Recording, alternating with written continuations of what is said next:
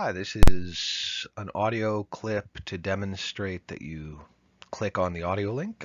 You'll either have to scroll through and it'll either advance or you can click to pause and play, or I'll be attempting to export the whole thing as a video. Welcome. Okay, so like I said on the last slide, each slide, if you're not listening to the whole video, you will click on the audio and listen to it with the link here. The outline for the reading lecture is basically straightforward. I will talk about the framework for the class and introduce a bunch of ideas.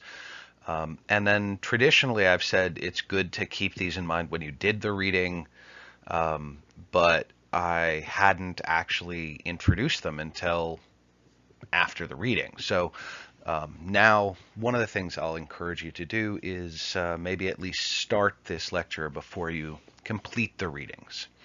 I will talk about those initial framework definitions and the social science approaches. Then we'll talk about the core of these two readings, Matheson Gray and Langdon Winter. And then we'll talk about some cases from the readings. To some extent, those are just clarifying and expanding on what's already in the reading that you'll have gotten. And finally, at the end, there'll be an additional section tacked on that'll give you a preview of what the in-class exercise for the week will be, and an optional additional video, or sometimes not a video, but usually a video. And that's it. This week we have one additional element in that final section, and that is normally in the first week I talk about the complexity of ethics using the example of Robin Hood and the example of the good cop and the bad cop. And most of the sections got that in class, but in case you didn't, I recommend you take a listen, or if you want to review it. Thank you.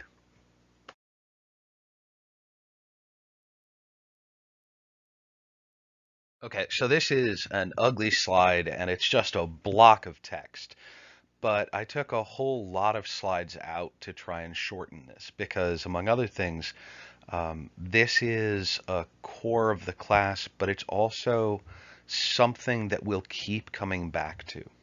Not only are we going to spend an entire week after this talking about the definition of ethics and the theories of ethics, but all the other ideas that we're going to talk about today in this part of the lecture, my framework for the class, they're going to keep coming back up. So I'm going to go fairly quickly through them. As I mentioned in class in the first week, ethics as a field is the pursuit of right action. Now, it can be what's called a mechanism or an evaluation. That is either to try and do the right thing or to decide if somebody else's or your own past actions are the right thing.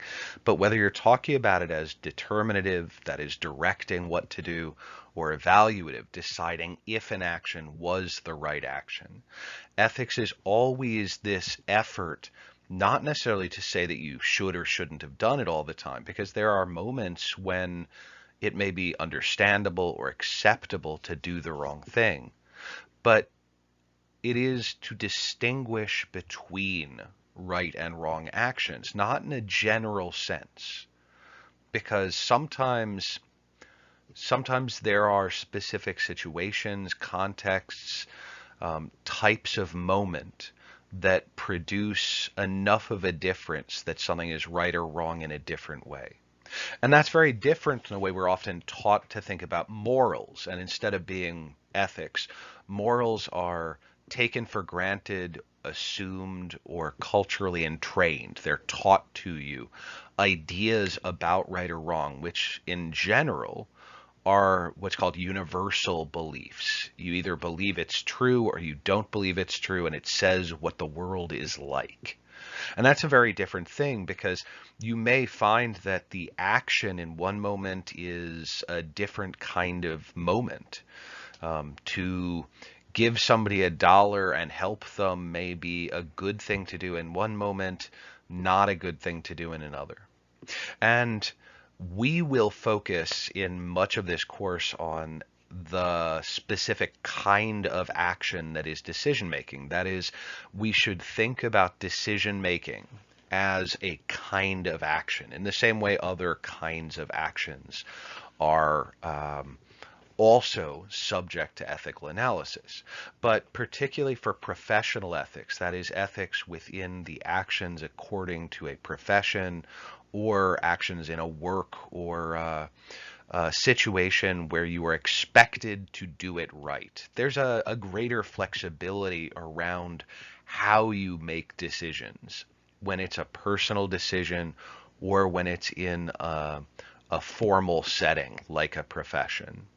And that means that when we're talking about decision making, one of the key distinctions between an unintentional action or an unreflexive action, that is an accident or something you do on reflex or by instinct, is that you're actually taking the time to try to make the right decision, to do the deciding the right way. And so in general in this class, I will only ask everybody in the class to share one basic set of ethics, and that is, in order to be ethical, you have to be trying to be ethical. You can't stumble into it. And the reason for that is because pretty widely in what are called meta ethics, that is, rules of what makes something ethics in general, we find that the basic necessity to meet an ethical standard is that you're trying to at least evaluate how you make those decisions. And now everybody has biases. Everybody has limitations. You aren't, if you're desperately hungry, you aren't going to make the same decision you have if you have all the money and time to decide what to eat in the world. There's always going to be that. So fundamental to that reflexivity and intentionality process is going to be limiting, recognizing, and responding to biases and limitations, both in terms of the kind of information you get in research, as well as any prior cultural knowledge, things like racism or gender bias. And one of the things that we want to do as part of intentionality, that is the aim to make action be intentional rather than accidental, is that by taking ownership of it, you don't necessarily have to talk about blame and the responsibility, but that later in the class we will talk about the way that intentionality links to accountability. And that's part of what it means to do intentionality. It is to recognize that you are accountable and responsible to some degree for the way you make your decisions, the reasoning, and the action itself. And while assumptions or accepted beliefs are common, right, we all carry them. Almost everybody in the United States and in many other countries is taught what's called the myth of technological neutrality. That is, that technology is not ethical in and of itself. One of the key elements of the readings for today is that technology isn't neutral, right? That's a belief that we're taught that is not useful. It's not true. Technologies will be, as we see, all things that carry political and social effects. Most people, whether it's a complex system of gender or a very binary system of gender, are taught specific ideas about gender. We're taught how to think about the world, how to expect things, and we learn confirmation biases, correlation misconceptions, all sorts of logical fallacies. And we're going to try and see that by working to make better decisions, by being more ethical, what we're really doing is working against the negative components of those assumptions. And that's where the ethics subject matter here is very much related to the sciences, and in particular the social sciences.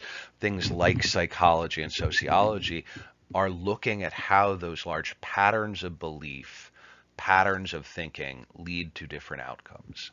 And so we're going to, throughout the course, use ideas and frameworks from the sciences, particularly drawing from sociology and elements of cultural anthropology, social psychology, to look at how, while we are individuals, we are also likely to be acting in ways that many other people do, making decisions based on, connected to other people.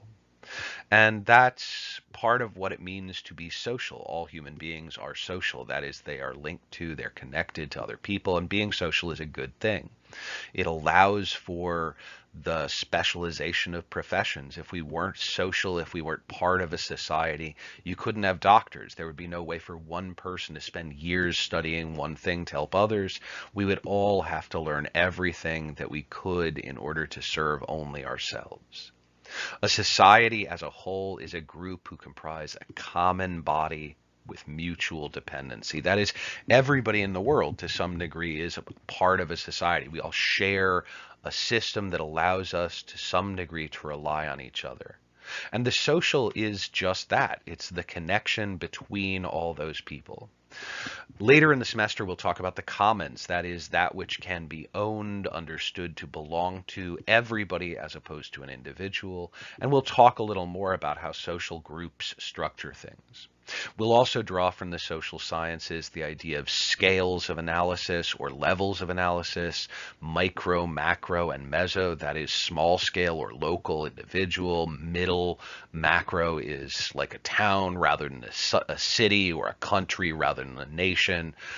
One country as part of the world, or meso and analysis, macro analysis, which is high scale, large scale, global. And so one of the things we'll try and do is be attentive to those kinds of scales of analysis. We'll talk about systems of social organization, hierarchies, privileges, prioritization, and classification, because by recognizing those systems, we'll be able to understand both the effects of actions and the politics of technology better.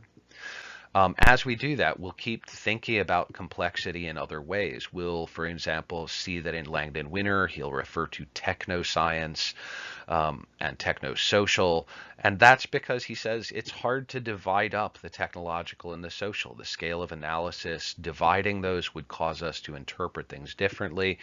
And he doesn't do it a lot, but he wants us to mix those things up, to recognize that the perception that the human and the technological are wholly divided isn't going to be useful, in the same way that implicit and explicit in Winner's work is an old philosophical debate about teleological. That is how stories are taught to us. We're taught to learn certain progressive stories. It goes to the end. The heroes will win. Technology will improve. And one of the arguments that is in the background of Winner's work is that that's not the case. Like, we will see change, as Mathis and Gray will point out, but it's not necessarily going to be caused by technology, and it's not going to necessarily be intentional or improvement. The idea of innovation, which is often widely discussed, is complex because innovation does not only require novelty or newness, it requires it to be on an improvement, and we'd have to have a mechanism or a reason to understand something as improved. The average person works more hours than they did 30 years ago. Their quality of life is decreasing. Have those new technologies actually improved things, or are they simply changes? And we'll come back to these ideas, not necessarily as much around the idea of teleology or the kinds of stories we believe about history and progress, but around complex causation, how looking at these levels of complexity, externalities being included, things that we would normally leave out, or looking at a holistic system, multiple factors rather than in isolation, how that'll allow us to get a better idea of these things. And at an extreme version, which we're not going to, this perspective is called social construction. It's the idea that our beliefs, our entraining, our ideas about things are as much a part of that construction of making the world as it is as the technical elements, the bricks, the mortar, the metal. And the reason I mention that is because I'm about to go into what technology is. For this class, it's a descriptive definition, right? Technology is not anything or nothing. It's everything that is made or modified by human action. And therefore, because it's the product of human effect through intentionality or unintentional action, we would want to recognize that it needs to be our responsibility to both check that it's doing what we intended, but also It is made by humans, and therefore it's necessary for us to keep in mind that it could be modified again, repaired, replaced, or eliminated. We do not have to have the technology as it is, and there is none of the requirement that a teleology, a progress narrative of innovation requires us to imagine. That's another myth. Technology has both physical and communicative or symbolic aspects. Every piece of technology tells us how to use it. We know, look at a button, that it can be pressed. We know that there are labels in all sorts of languages, and how those communications and symbolic aspects happen is a fundamental attribute of all technology. If you see something and it seems like a weapon or a tool, people respond differently. And there's a million ways to talk about this. We could talk about skeuomorphisms, that is, leftover attributes of older technologies that stick around so things are easier to see and understand. Like the logo for saving things on computers is shaped like an old floppy disk. It was a method of data storage that we don't use anymore, but because it was recognizable, it stuck around. And along with being made and physically communicating, it's also active. We tend to think of technology only as acting when it's in use, but for example, piles of technology mean that we have piles of materials dedicated to those technologies.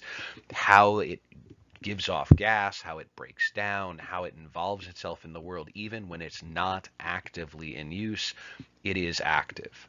Regardless of use, it's active. And whenever we see a technology in use or not in use, we recognize that it is both constraining, making some events or actions, outcomes harder, and enabling, making some outcomes, actions, events easier or more likely. If you have a great tool, that's a tool that not everybody can afford because you engineered it out of fine materials.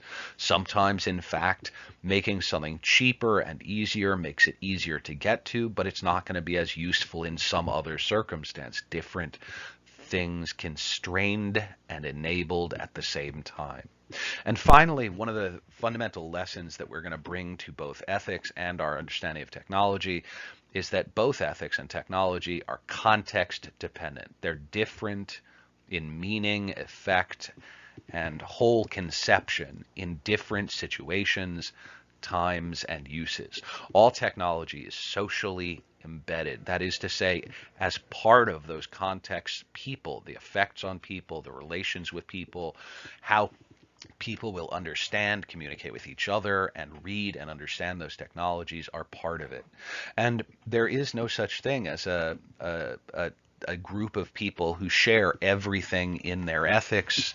That means that there is always going to be that social communications issue around ethics, as there is in technology. In any context, we're always going to be negotiating. And later, when we talk about politics, I'll point out that any negotiation, any debate in which there can be a winner and a loser, that's politics. So all contexts carry politics, all technology carry politics, and in some ways all ethics carry politics as well. While many groups can know their ethics are correct, for this class we're using a standard of what's called moral or ethical neutrality. That is part of what's called methodological neutrality in the social sciences. We will not have what a grand theory of ethics where I tell you what to believe. In the study that we set aside, we're going to set aside our own personal beliefs, at least while we talk to each other. That is to say that we can say what is right for myself may not be right for somebody else in this classroom. You can walk outside, walk down the street, and believe whatever you want, but in this classroom, you're going to practice setting those beliefs aside in order to understand their limitations, to be more reflexive. The social sciences say that ethics are the product of selection and in training throughout our lives, and this is just one moment in that selection and in training process where we're going to think about the kinds of things that we're doing. The complex society that we live in, whether in this country or another, has many ethics negotiated and interactive, and we look at and try to understand many different ethics throughout our work. In one class, we're going to focus on a particular subculture, the Amish. But in general, we always want to keep in mind that when we're talking about ethics, if we can provide an explanation and include an acceptable limitation for how it's going to interact with other people, that's necessary for what we think of as pluralism, which is traditionally considered part of the democratic process. So, all of this is to say that in the next slide, and as we keep moving forward, Winner and Mathis and Gray are talking about technology, but partially what they're talking about is decision making, how we can be more attentive, reflexive, and aware. And that's going to be directly connected to the way that technology and engineering participate in ethics. And part of the reason for that is that the definition of engineering, to engineer, is to produce a predicted and known outcome to plan and purpose. That is, if you can't think through what the long-term effects, the real effects and causes of that technology are, you're not actually doing your job as an engineer. Professions, as we're going to see in 2 weeks, is the main thing that makes a profession is an agreed upon ethic. So an average person can do something by accident, but an engineer or a professional can never be ethical by accident. I hope that was a lot to get through, that you got it all. You can always listen to it again. So, if both these articles have to do with politics, I think it's worth beginning by saying the nature of politics isn't up for debate. It is not that the word politics only resolves itself with electoral politics. It is not about voting. It is not even about military action and large-scale global politics or national politics. The problem is we tend to see those examples of politics as the way that politics is or what politics is, and forget that politics is more general. Classroom politics, workplace politics, any set of interactions or negotiations within a population, a society, or group are around disagreements, right? You can have a disagreement about almost anything, and the politics comes from the need or the response to that disagreement, the attempt at resolution. So if, for instance, the resolution or the attempt at resolution is one group kills the other, that is terrible politics, but it is politics. If the groups basically decide that they can survive the disagreement and ignore it, agree to disagree, that is politics. If they decide to determine the outcome with an election, that is politics.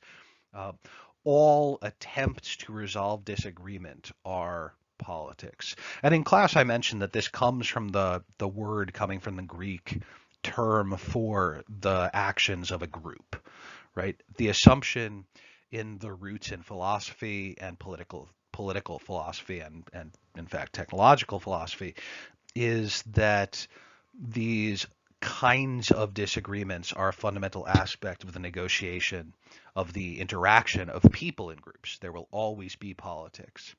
And any conflict or disagreement is more clearly politics or political when there cannot be an equal outcome. That is, a conflict or disagreement is more likely or more obviously politics when it can produce winners or losers. So, for instance, even things that might not seem terribly important or political in the way we casually or colloquially talk about politics are still political because winners and losers occur. And a classic example of this is something that might seem unimportant, like the number of movies that somebody is in, which actor is in them, what content it is, if more science fiction and fantasy movies are made or more comedies are made. The reality is that some people's lives are affected by that, and some people are happier with the outcome, they are the winners, and some people are less happy, they are the losers. And the reasons, the social functions, the aspects of society which are affected can be much larger than you'd predict even for simple political conflicts. Now, in these two articles, I want you to keep an eye out for a couple different varieties of technological politics or of politics in general. And I will go through them really quickly so that you'll be able to recognize them. When Langdon Winner talks about politics at the beginning and towards the end of his article, he uses a specific range of politics that he is drawing from, in particular, from another scholar named Lewis Mumford, who is very authoritative on the subject of technological politics in American society in the 1930s and 40s. And the idea that technology can be democratic or authoritarian is really an important one, and Winner is drawing it out. And one of the things that often students find confusing about that is that he uses it in two different ways. He talks about artifact flexibility as a democratic process, and the artifact flexibility issue is one of context dependence and interpretive flexibility, which I mentioned earlier. Right? So for instance, if you have a multi-tool, like a Leatherman pocket knife or a toolbox with lots of tools in it, you can do lots of things with that. If all you have is a hammer, you can do fewer things. And that's an example of artifact flexibility at the large scale of tools. But look at the hammer. If it only has a flat head on either side, it's only usable for one thing. If it has the hooked claw piece on the back, it is usable for more things. And the design of that object can be more flexible, allowing users greater participation in what kinds of situational or context elements define it in those moments. It's possible to design an artifact technology so it can be incredibly flexible. One of the early adaptations in cell phone designs was, in fact, the ability to go from an earlier a round of design philosophy that leads until the early 2000s, where cell phones are seen as being designed by the designers. No flexibility of what apps or software is on there. Early versions, in fact, of even things like the BlackBerry, early smartphones, didn't allow you to do much in terms of variability and modification.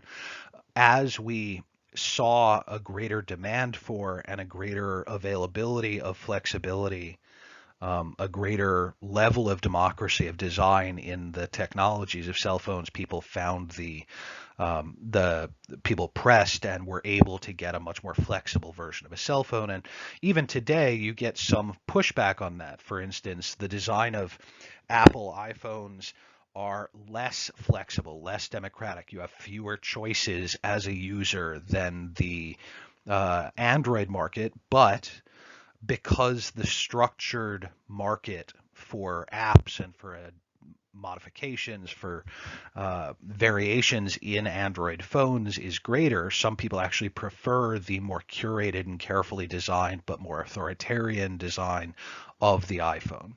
And believe it or not, very little of that preference comes down to what people would think of as an objective or an absolute value in which is the better technology.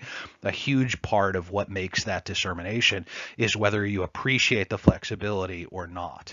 And in one case, or in some cases like that, cost and availability are in fact part of what make the object flexible.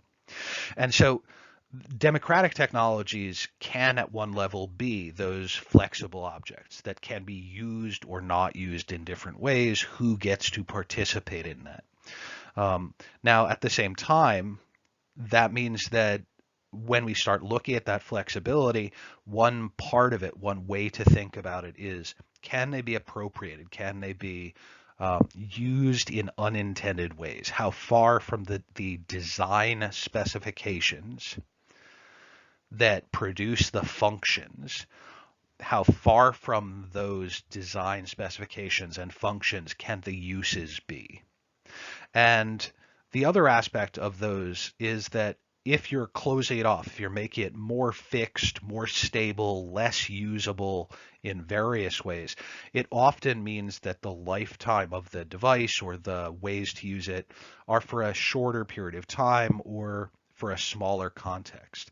And neither I nor Langdon Winner are saying that the nature of authoritarian technologies there is fundamentally bad. What we're saying is that they have different effects than, but the democratic technologies have different effects than authoritarian technologies. For instance, an authoritarian technology might be a better choice if you want to guarantee a misuse or a bad use is not done.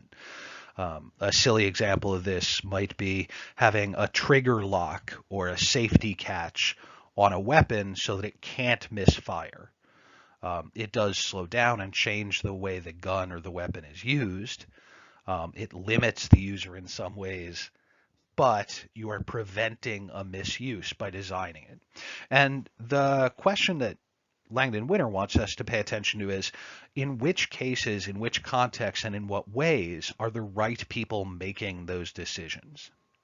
So artifact flexibility, which can lead to appropriability, the appropriation of technology, the use of it in different ways than the person in power wants it to be used, is one version of democratic and authoritarian technology. And then separately, democratic and authoritarian technology appear in this work, drawing very specifically from his discussion of Lewis Mumford, that there's really good evidence that the more democratic the technologies are, the more we're paying attention to and demanding democratic technologies, the more we are likely to be paying attention to the way that democratic processes are done in society. And in fact, there's big examples like this are things like the power grid. And he uses in the article power generation from two different sources as an example. If you have a system by which the entire nation has to rely on one system of power generation, then somebody is likely to have to protect that, to do it, to run it, to decide, make those decisions. And that means that local users, local governments, local people don't get to make those decisions.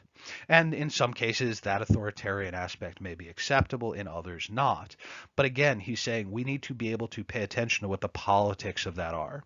And so there's a large social scale aspect of this, that the democratic and authoritarian technologies that make up the technological infrastructure of a society tend to push or pressure the society, the country, to act in certain ways overall. If you have to have a centralized government, if you have to have a powerful government, or if you don't, then that is in part response to its need to maintain a technological infrastructure.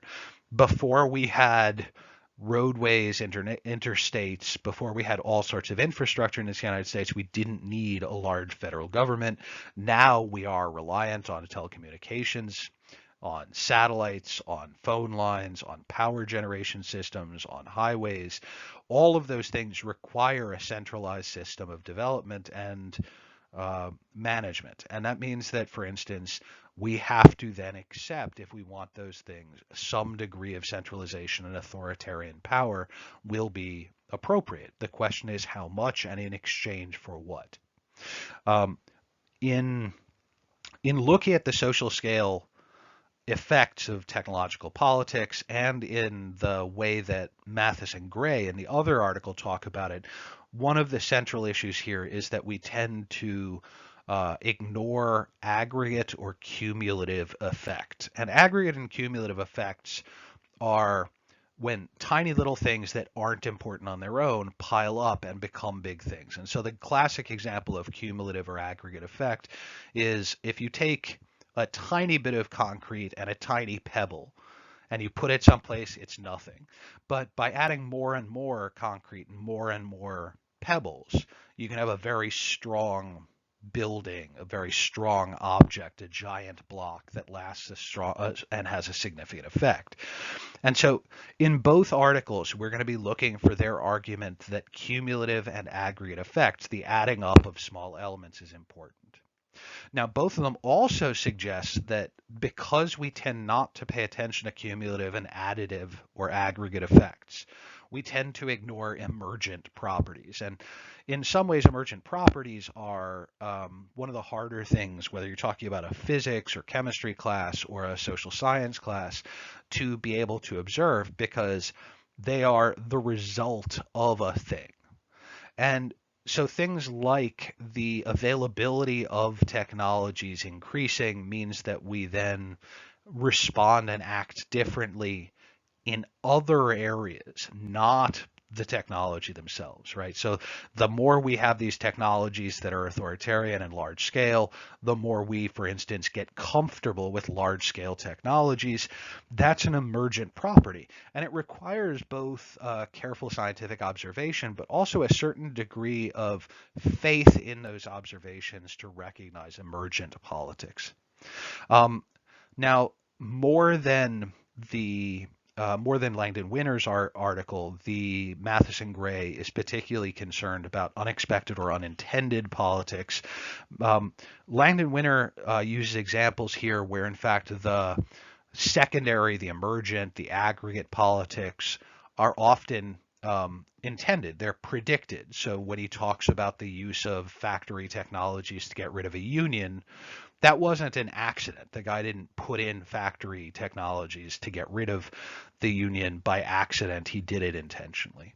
Matheson Gray, who are looking at engineering as a profession, are much more concerned that because they're not paying attention to technology, engineers will allow unintended consequences. And it's in some ways, all of those are just examples of how politics is related to technologies, which is the subject for the two readings. Hi. Okay. So now you've got a definition of politics. We've talked about effect. We've talked about technological issues. And I want to give you a couple of, for examples. And the reason I want to do that is I want you to actually get it into your heads what we mean by politics. It's not just that there are winners and losers, it's that there are power issues involved here. Because when you design technology or when you run a system, when you own a business, when you have the money to decide what somebody else gets, there are a variety of controls in the world. And it's worth thinking about those things. It's how we respond to technology in a lot of different ways. So whenever we're talking about technology, part of the reason for that is because power has a real effect on how we live our lives. If an employer employs 1,000 people, as is the case in the current ongoing strikes, a couple of years ago it was teachers, that didn't help them that much. At the current moment, we're seeing screenwriters and actors striking. There was a strike with railroad workers. There will be more of those. In a strike, we're using a technology called a union that is built largely out of technique. It's a legal form of interaction. A group of people, by sharing their agency, that is, their ability to act within constraints, within limitations, produce greater power to balance an existing power that the employers have. Now, for example, I'll tease in class that one way to think about aggregate agency is I could fail any one of my students, and chances are nobody could really pressure me to change it. I wouldn't get in trouble. But if all of my students got together and said that my class was unfair by coming together, by sharing that aggregate agency, the same way a union allows you to balance a different kind of power by shared agency, we have those effects. And I think this is a particularly important thing because one of the things that we often forget about technology is that it does distribute and structure who has power. The ability for me to put a block on when you can submit work, what you can see, how you use your canvas. I can make it so it pulls or prevents you from doing stuff. I can put the exams on there. That technology gives me more power. And so if you want to have a voice or an ability to act, agency of your own, then you would need an alternative technology, an alternative system to do that. And sometimes, for example, you'll use a website that allows you to gain access to past exams. Sometimes you'll use a conversation with students. Sometimes you might make use of office hours to contact me. But in the end, those technologies direct the ability to act. They direct constraint and enablement, and they affect how we live our lives. And Sometimes that's very obvious. In the case of this torturous toilet, the right-hand side of the slide is this design for a toilet that was patented that is set in an angle so almost anybody sitting on it will begin to be in physical pain after 5 minutes. Now, employers like the idea that this will encourage people to get back to work, but it's a very directed form of power. It's a very one-sided form of power to be able to control in that way, using physical pain, how long people will be able to be on the toilet. And so this tweet that I've used as the image of it draws from the AFL-CIO, one of the largest labor unions in the country, commenting that this is an anti-worker sort of apocalyptic or dystopian technology that should be obviously inappropriate because it's physically harming people in an unnecessary way. But the reality is that because employers do have full control over the building, over the facilities that their employees work in, it wouldn't be surprising that a device like this was used. Other similar devices, including, for example, key loggers to make sure that you're using your computer enough, you're not sitting there reading or doing something, are now in common usage, even though they contribute to repetitive stress injuries such as carpal tunnel syndrome. And in reality, they may or may not actually help get greater productivity because it turns out more constant activity may not produce better quality work. It's a complex thing to talk about power, and we'll come back to those themes throughout the semester because it's one of the places where consideration of how the technologies affect people can be useful. But we don't only have to talk about employer-employee relations. We could also talk about something simple. The left-hand image, which most of you probably aren't familiar with, is a set for a game called lawn darts. Now, in the 1960s, these were a popular and widely available toy in the United States. It's a 3/4 pound or so metal dart with fins meant to be thrown up in an arching angle towards those round. They basically look like a hula hoop or a round circular toy a couple feet across. And you're trying to land your dart closer to the center or not miss it. And this is a very straightforward, simple, easy to play game. It was widely considered enjoyable, but it's hard sometimes to distinguish the function from the use. Now, the known use was clearly to play the game, and you could imagine somebody misusing it and throwing it at somebody and hurting them, but the context of use meant that the functions were complicated. Because in the United States and in most of the areas where these toys were used, the most likely place to use these toys were at picnics and social gatherings that involved alcohol. It meant that increasingly the function of this, which was to be easily launched high up in the air, and to always have the spike point down as it came down, well, combine that with alcohol, which makes your hand-eye coordination, your aim, and other people's ability to avoid injury weaker, meant that throughout the 60s and into the early 70s, a lot of people were harmed by lawn darts. Not only that, it became a particularly troublesome form of harm because it's a piercing injury to the skull like this has a tendency to cause lasting brain damage, disability, or infirmity. And that's particularly scary to people, in some ways often even more scary than immediately dying, because we're afraid of being unhealthy. Now, the thing about lawn darts is people came together and decided who should have the ability to decide if this is a good game. Should it be parents? Should there be an age limit?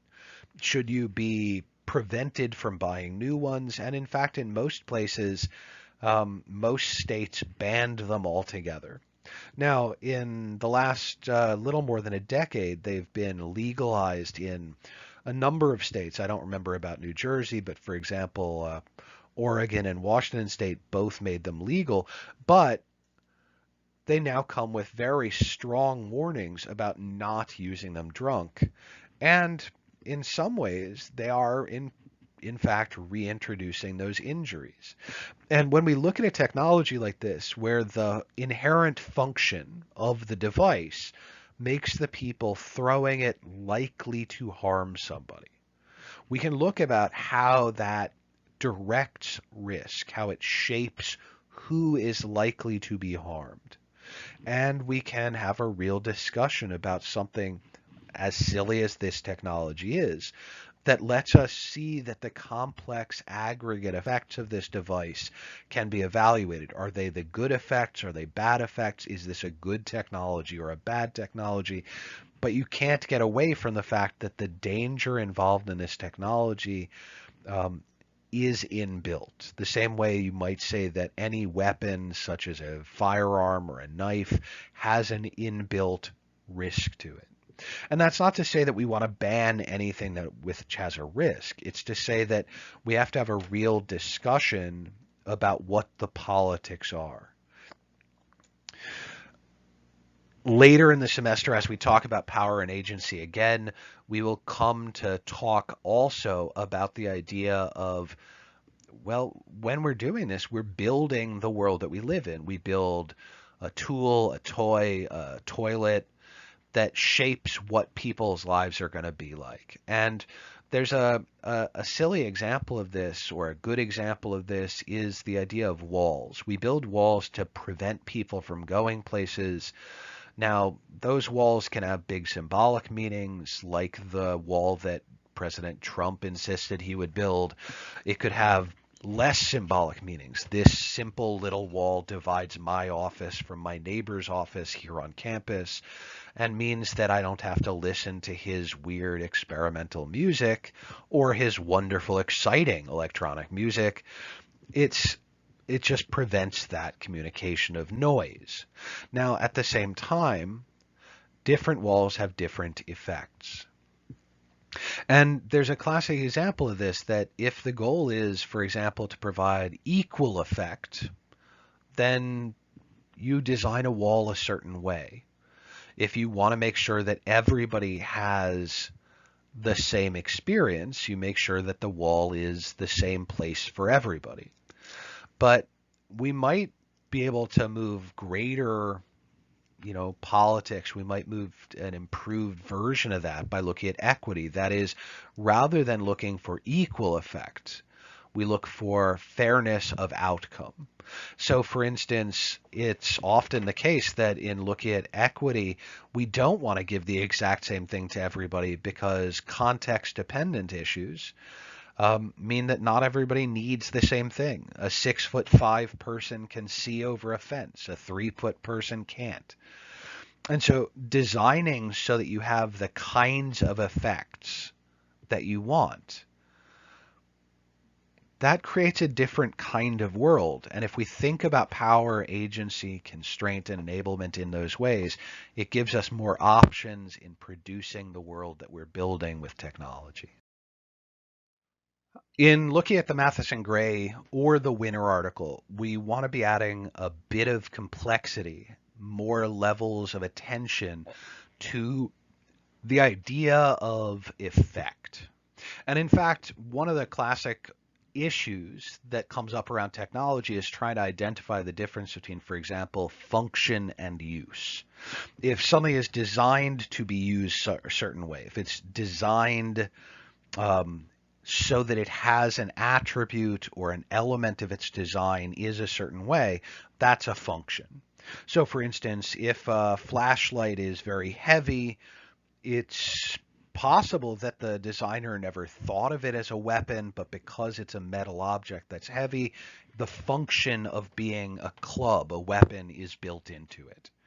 At the same time, we can distinguish those things that are used in context. So outside of the intended design, there may still be many uses. One of the classic examples of this is the issue of things being used illicitly. So there are lots of things that young people decide can be used as drugs to get high, but they weren't really intended for that, and often there are secondary or side effects of that.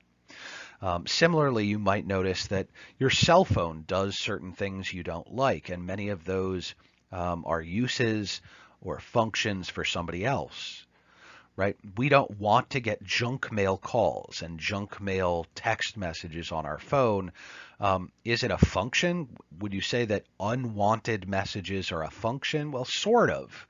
But really, the function is just that you get messages. It's a use that somebody else is determining to send those junk mail uh, messages that are unwanted.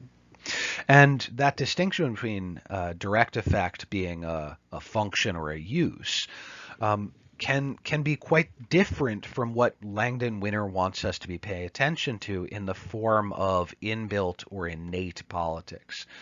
He wants us to be paying attention to things like, does it contribute to how we understand the world, how we accept large-scale governance, centralization of power, whether we change our perspective and ideas about where and how people live. He wants us to understand that the kind of power relations, does having this technology make other people have more power or less power? Does having this technology mean that your job is more secure or less secure? The inbuilt or innate politics of these technologies is highly variable, but it's not only context specific. Some technologies have context specific politics, some technologies have inbuilt politics, and those are a kind of effect. And similarly, Mathis and Gray would really want us to pay attention to the fact that over time, more of a technology, the breadth or the spread of that technology, the frequency of its use, produces aggregate effects. That is, the tiny little pieces add together to make a very different effect. There are direct and The issue in each of the two articles is slightly different. In the Mathis and Gray article, their concern is about the failure to see the politics of technology, but particularly about the fact that if the long term or aggregate, that is, lots of little decisions, lots of little technologies add up to big changes, if the process by which we make those decisions thinks small scale and doesn't think in aggregate or large scale, doesn't think long term, then we don't necessarily make decisions based on producing a known outcome. And in the Mathis and Gray article, that question of whether unintended consequences or whether aggregate effects are the responsibility of engineers, they come out on a very specific answer to that. Because they're not arguing that this is a question of general ethics. This is a question of engineering ethics. So their argument is two specific things. One, engineers need to embrace as opposed to be troubled by the radical nature of that. Their argument is that these actions of engineers, of designers making and producing technologies, they need to see this as being central to what they do, not only because they're performing one job, but because they are contributing to changes in the society. And they use a number of different examples. They talk, for example, about the changes in production and structure of things as having effects in the long term on how people live. They talk a little bit about the change being greater than was expected because as we see a new technology, we initially see it in its local use as opposed to its generalized use. And so often when we're talking about this article, and we'll come back to discussion of it on Wednesday, I think it's worthwhile thinking about, for example, when the first people built the infrastructure for the internet, no one was going to predict the kind of chaos that has been happening in the last couple of years, right? In 1992, when the pre-World Wide Web internet went live and people invented the first email servers and things like that, nobody was going, hey, let's imagine a day where school will all be done on the internet. That was impossible to imagine. And So one of the arguments that Matheson Gray are doing is saying that it is actually possible to envision that, right? We can stop, and using historical precedents and using our imagination, we can take seriously the responsibility to be thinking of that. And if an engineer is going to live up to the professional obligation to produce a known effect or a predictable effect, then they actually do have an obligation to try that version of imagining. And Winner takes a slightly different approach, because instead of arguing for a prospective, a forward-looking view, Winner argues that this has also been the case, that this level of complexity, this failure to see, has also been the case often where the publicly visible uses of technology or the most obvious effects of technology make the less visible effects hard to spot.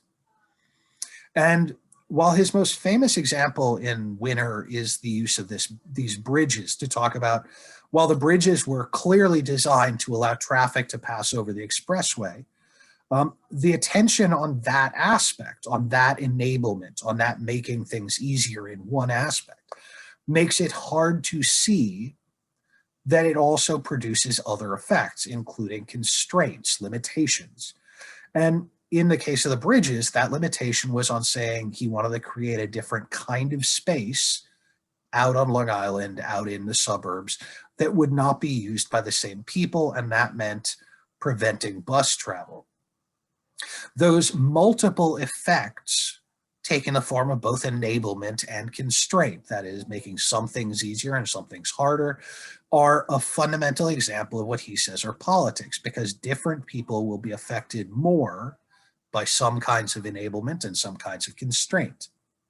In the case of his examples, in each version of that story, it would be easy to only think of the one element, whether it's this automation in the case of a factory produces different work, the owner can make more pipes or do whatever he is doing better, or these bridges allow the traffic to move faster and smoothly in the transition between New York City and Long Island, or these tomato harvesters allow people not to break their backs in the field gathering tomatoes.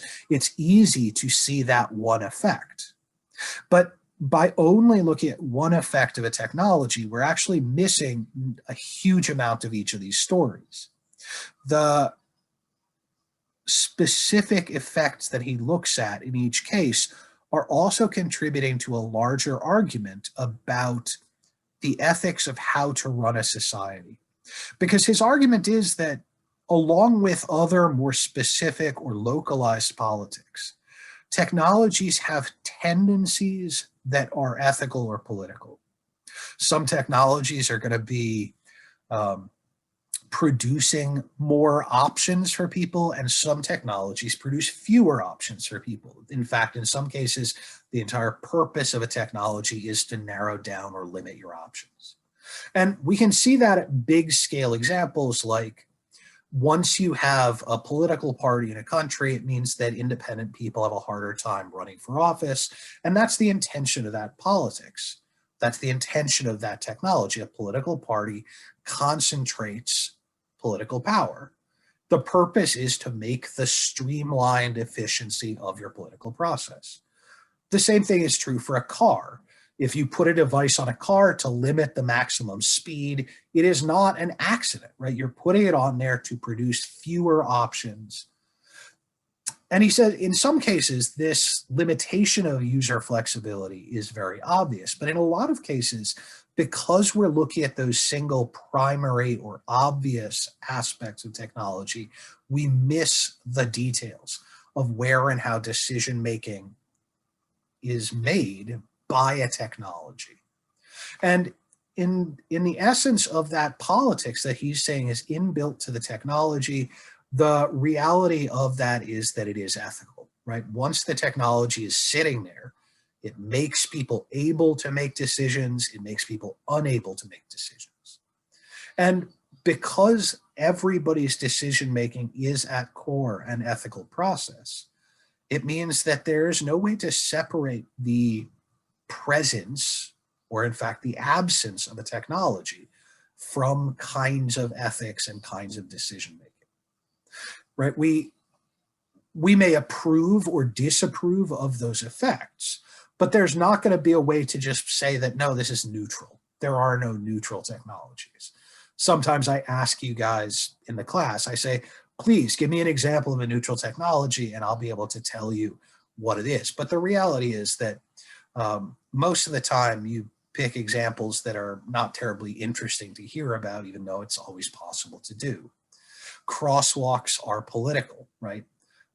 And in fact, some of you are such big car people. It's one of the big differences between having switched from teaching people who grew up primarily in New York to people primarily from New Jersey and the suburbs, is how you feel about crosswalks. Are crosswalks great emancipators of the population to be able to cross, or are they things that just slow down traffic?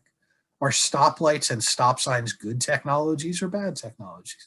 Right, you sort of know they protect people also, but if you're one of the people who's really a driver, wouldn't it be nice if they just put all the the pedestrians into underground tunnels so you could drive the way you want to drive? Different people's perspective changes which aspect of a technology becomes visible to them. And in fact, in some ways, it's even more particular than that, because in different contexts, in different moments or situations, the aspect of the technology that matters will be different.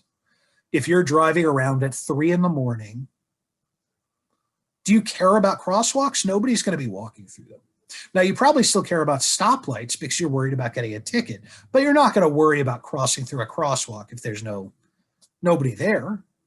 The reality is that different moments in time, different contexts or situations change both the political effect, that is how much power or difficulty you have in responding to something, but they also change its meaning. Nobody expects the crosswalk on the street by campus to be full of students at 3 a.m, which is why about once every 2 or 3 years, a student is walking across there as somebody goes by at 60 miles an hour and they get killed. Right? That crosswalk has no ability to direct people's attention. Now they say we should all cross at the lights because that's the only way to get drivers to look at. The reality of how and where technologies have effect are different in different moments. So as we look through those examples in Langdon Winter, he develops an argument that there are going to be generalized ethics to technologies. And the big example that he uses is some are more authoritarian. They encourage top-down, centralized, fewer choice decision-making processes elsewhere, and some technologies are what he calls democratic. And in fact, central to the fact of their democratic nature isn't just that they keep things distributed, less powerful top-down, less limiting of choices to people at the moment, but that democratic decision-making technologies are ones that allow you to change your mind later. So one of the classic examples of this in some ways is it easier to change what cell phone you have if you have a 6-month contract or a year-long contract? If the cell phone itself is cheap enough you can buy it and not have a 3-year contract to pay it off, then you can change what cell phone you have. You can change what contract you have. And so cell phone technologies often are fighting back and forth where users want more options, want more flexibility, but the designers of the technologies want to make a nice, expensive phone. The people who sell the technologies want to make a long-term profit on the contracts. So then they have to decide if it's going to be more democratic or more flexible. And for instance, Apple, which doesn't really care much about being democratic because they believe that there is one right decision and their technologies can guide you to that one decision. They don't need to give you more options. That preference for designer making the decision has a tendency to come out of what's called authoritarian design. And Winner argues that this is particularly important because over time, the more authoritarian technologies you have in a society, the more the society then has to build up decision-making and process techniques that respond to them, right? We have roads, therefore we need cars. As much as nobody wants to get rid of cars, we had more options when we'd invested into railroads because we can still choose between cars and railroads. When we get rid of railroads, there are fewer choices. And because the actual roads for cars require a huge amount of cost in upkeep, they're inherently expensive to maintain. And that means that we have the choice. If we want those, we don't pay for other things because we live in a world where limited finances are available. In the same way that airplanes, one of the amazing things about them is they're cheaper to fly with fewer people on them. So there is less what's called a demand or an affordance. In some cases, like railroad trains, don't lose much for having passengers on them. The train weighs so much compared to the passengers that you're always going to try and squeeze more people onto a train.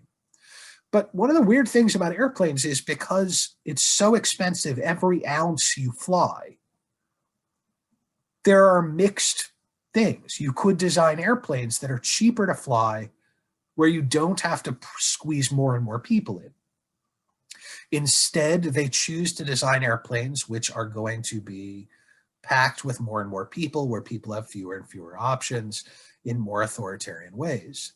And that's about designer decisions, but it also produces a situation where people learn how to fly, what the flying industry is, and other long-term processes that then increasingly reflect those decisions. As those decisions and thoughts are understood about flying, it changes the way that bus travel is done in retrospect.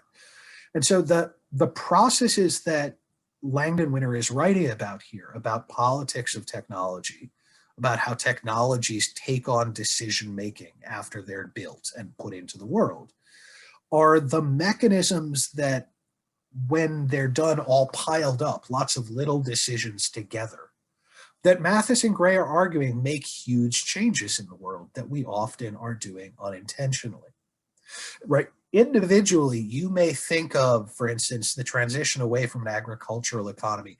Most of you do not want to have grown up and worked on farms.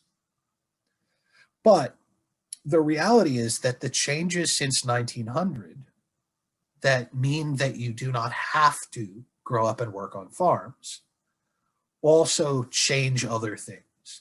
So we often think of the agricultural and historical way of life as being tedious and hardworking, right? You're like, oh, the medieval peasant, or even somebody in 1900, cowboys in one country, that lifestyle sounds terrible to you, but the average one of you will have fewer days off and longer work hours than those peasant farmers. Not only that, but you'll pay more for the things you get. Now, by producing the consumer economy that we have now, you have access to video games. We probably wouldn't have had easy access to a large labor pool to program video games or make as many TV shows. But if we only made a third as many video games or TV shows, do you think that they would invest in making them better than they do now?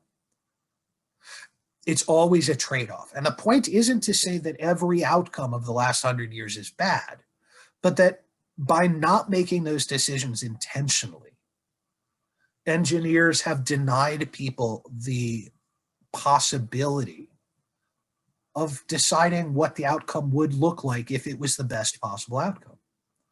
When we introduce, for example, giant piles of disposable products, it had some benefits. You guys are now growing up in a world where the development over the last 100 years of disposable plastic products, and it's really less than 100 years, the environmental effect that you're seeing and complaining about with global warming, climate change, and the reliance on petroleum begins around 1930, right? There's a significant portion of the world population, not gigantic, but a significant portion, who was alive when that economic transition happened. A huge portion of it. Because while coal was used for power generation and for heating and stuff prior to 1930, there was a giant intensification of what kinds of energy demands were placed on people since that point. It is a tremendous change that was largely produced without forethought and produced by making lots of little changes, not wondering how they all added up. How we look at decision making can either reflect concern, worry, reflexivity, and intentionality about those long-term decision makings or not. So I want to pause and ask people. Despite being a rather old article, Mathis and Gray's Engineer as Social Radical is a worthwhile and important piece of this debate, in part because you're at a school which produces and trains so many people within engineering, and in part because engineers have such an active role in shaping the world that we all live in, regardless of whether you professionally end up choosing to be an engineer. The role of engineers and engineering in society is fundamentally important.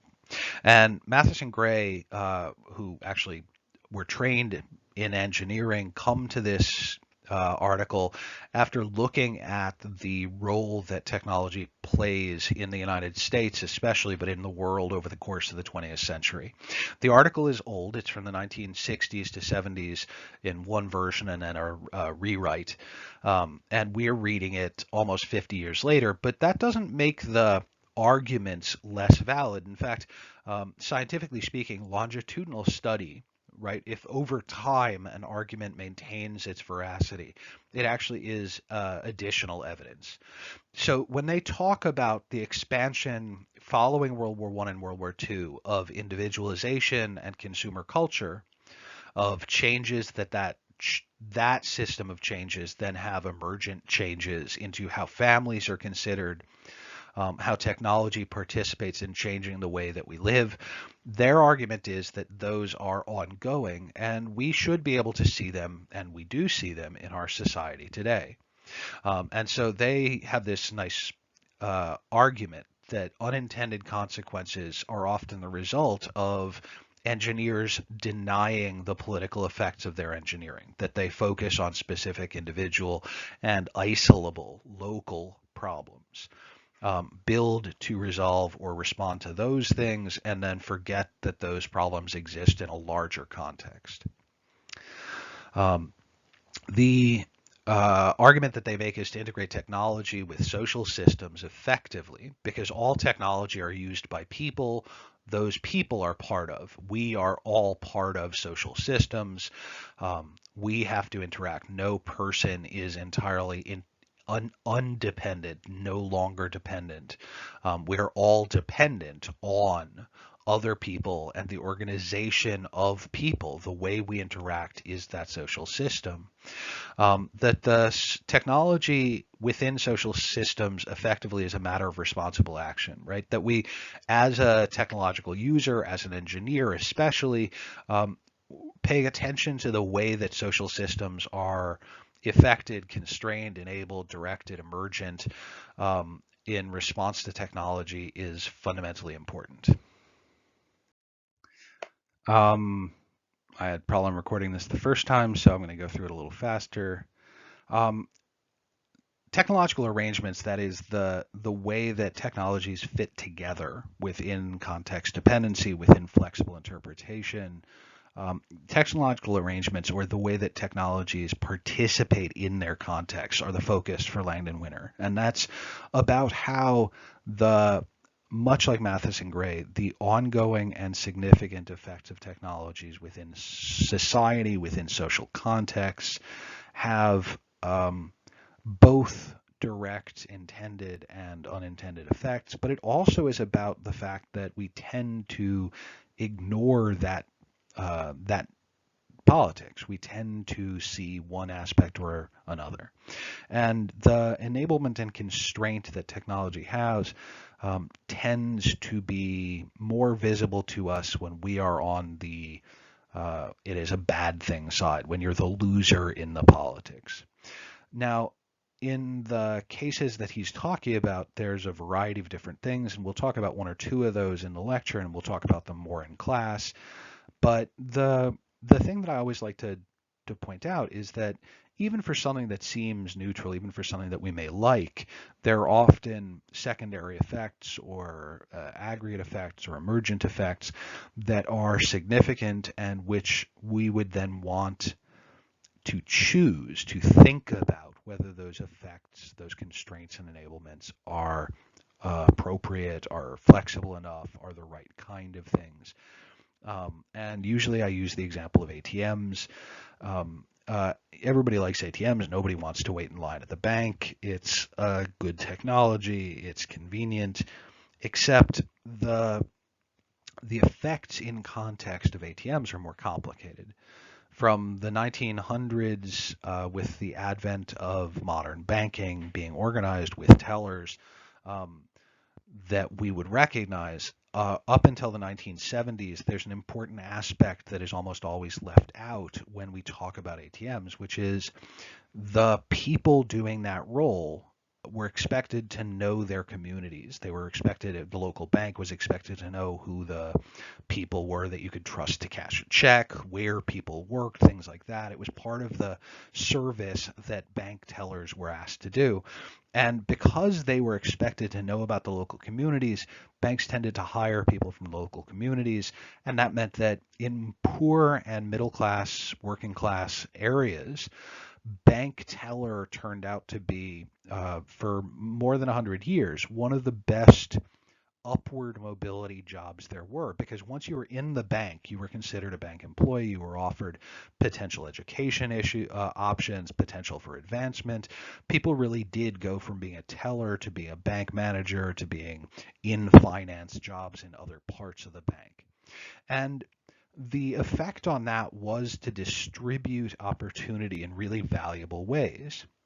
In the late 70s, during a round of economic crises, they had cut back on the number of tellers, and the nature of bank tellers as being a good service, of being desirable, was seen as diminishing. We no longer cared about the bank tellers much from a user, from a customer point of view.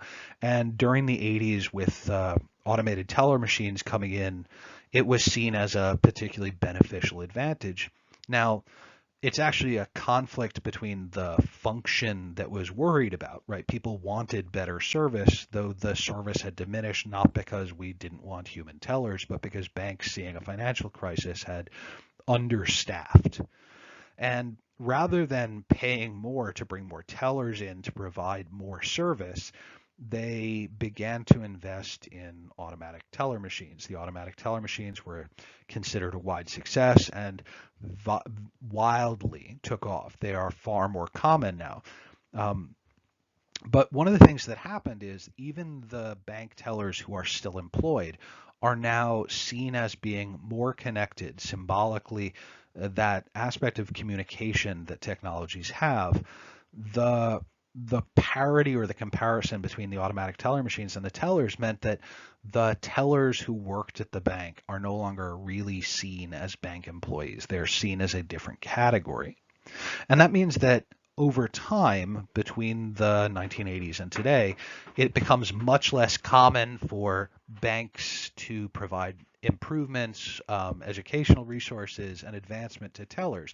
And a really important form of personal and community opportunity is no longer available. Now, that's not to say that, especially in a time of pandemic or a time of large area where you don't have many people, or if you want to have a broad distribution of ATMs, you don't want any ATMs.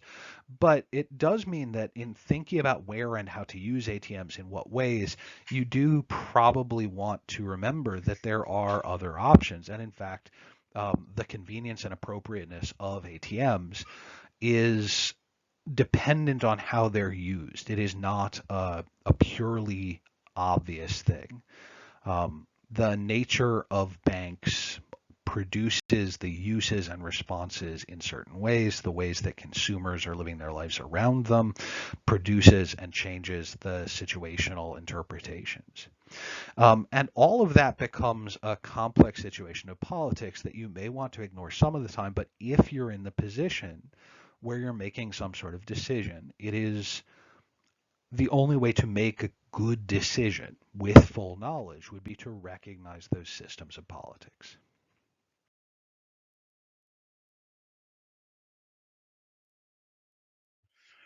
All right, so um, we've talked about a variety of things. You've read the articles. I wanted to sum up or end with an example where we can link both articles, but also where we get one last substantive thing into the lecture, and that is we're going to talk in a minute about the challenge of automation. Now, the theme in talking about politics is that within social systems, there are trade-offs, right? Intended, unintended, there are always going to be political aspects, but whether we're talking about the tomato harvester or the decision about where people live and can spend their time in Moses Bridges, whether we're talking about the decision in power generation, always there are going to be trade-offs, right? That the nature of technology as being constraining, enabling, as being context dependent, as being variable and complicated is always going to produce trade-offs in politics. And the final example that I want to use, because in some ways, in order to understand the challenge of automation, we need to be able to get our head around a number of the different things. One of the things that, for example, comes from the discussion in the Matheson Gray article, that as we invest more and more in individualization, in individualized technologies, in systems that promote individuals as acting separately, we actually find that in some cases automation is less desirable or more desirable, but it changes what kinds of automation we have and where we want to use it. So automation is the use of either a system or a technology to replace work, to replace labor done. And generally, we're talking about human labor. In the case of something like we talk about a car having horsepower, that's actually in some ways a form of automation. The work being done by horses, the work being done by draft animals or people to get somewhere, to pull something, to do something, is replaced by a machine.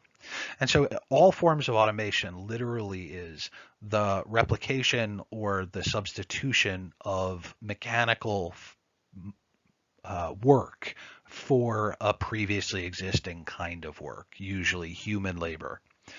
And the challenge is that as we replace labor, it has secondary effects. Among other things, for example, if you're replacing a job with a machine, the person who had that job doesn't have the job anymore, right? So if you're talking about it, there's an initial politics to the replacement of labor.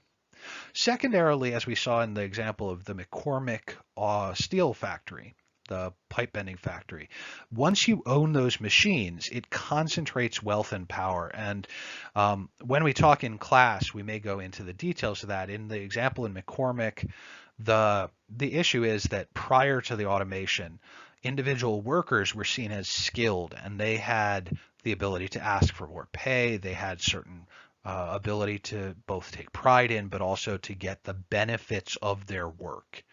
And as you produce more and more automation, and those skills are less important because machines can do what is called de-skilling work. It removes the attention to and importance of skill because the machine is doing more of the job.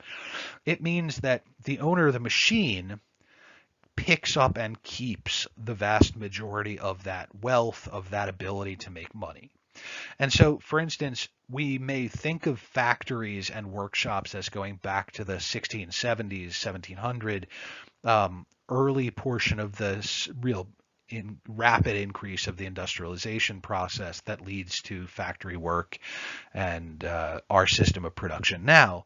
But as we get more automation in there is the larger change, right? So a bunch of people working as craftsmen, as artisans, as skilled workers who happen to be working in the same place, they still have control of how and what they're doing as work in most cases.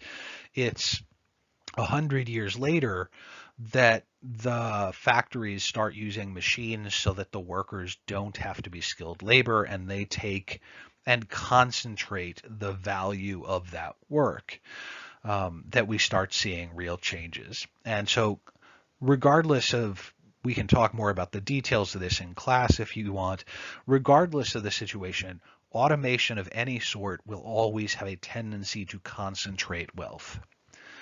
At the same time, we often are very aware that automation increases productivity, but even that has a political aspect. As you increase productivity, as you, for example, can make more of something by using a machine, it means that there is more of that thing.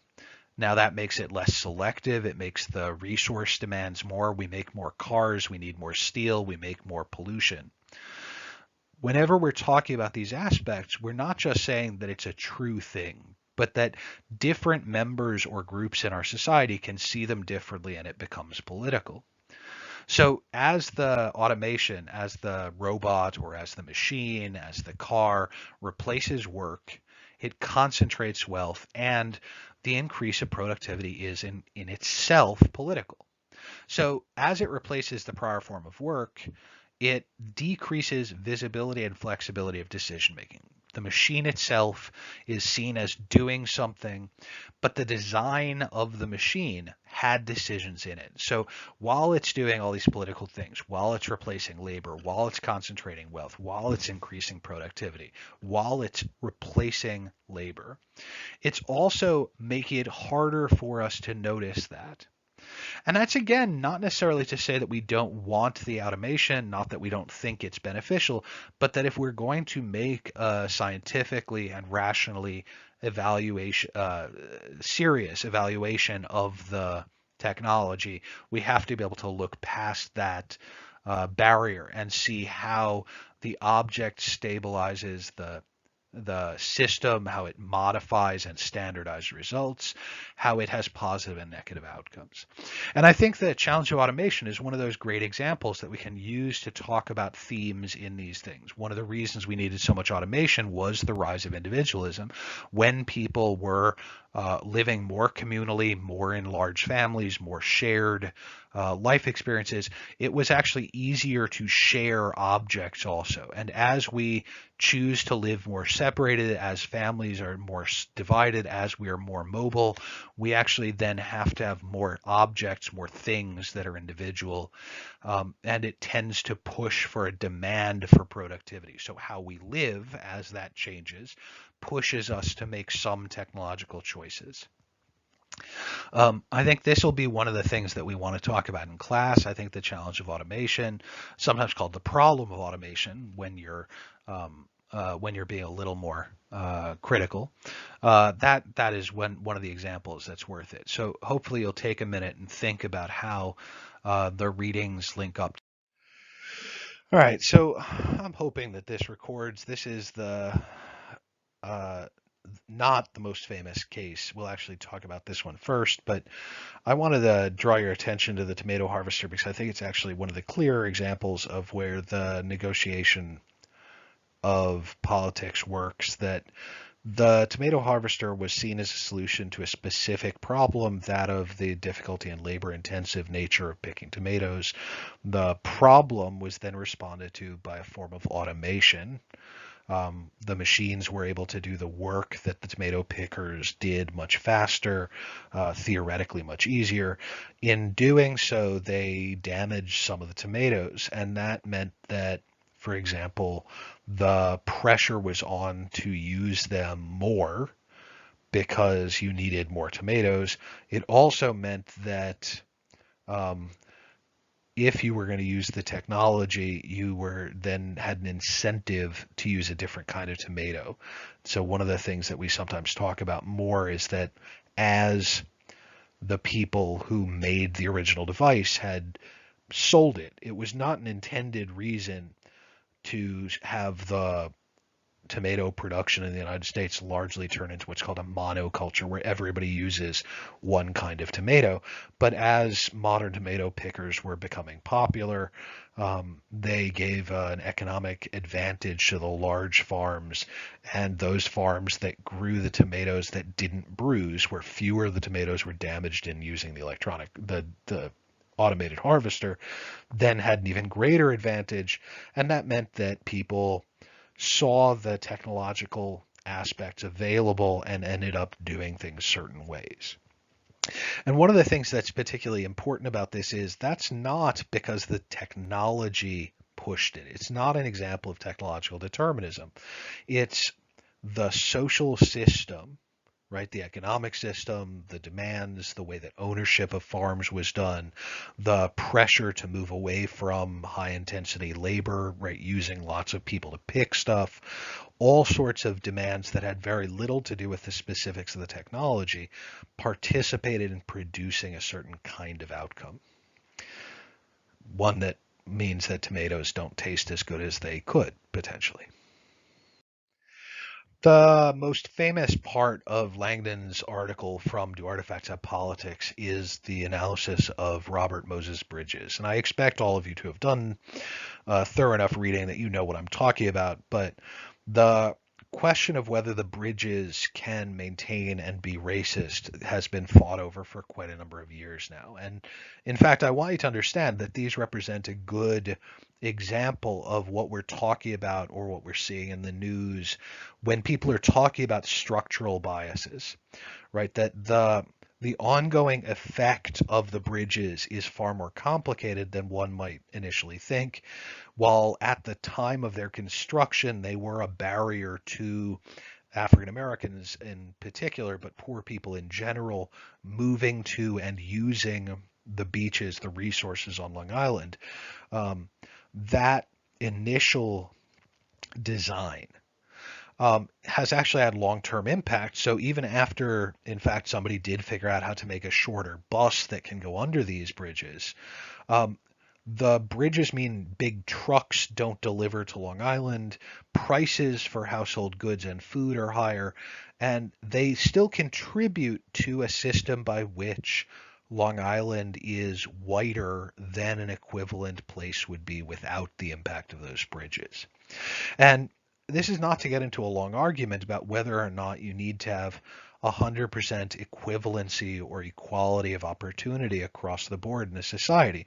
This is simply to say that the ongoing effect of the bridges continues to this day to have elements that are racial overtones. And some of those aspects are still directly tied to the bridges, but other things about them are dependent on the system and the context in the moment. And so I like using this example of those bridges where we're talking about one specific aspect of Robert Moses' development plan for the New York and New Jersey area. This map that I have here is only in the New York side. The Port Authority, the bridges, the other elements that he moved into New Jersey with as his career extended that far.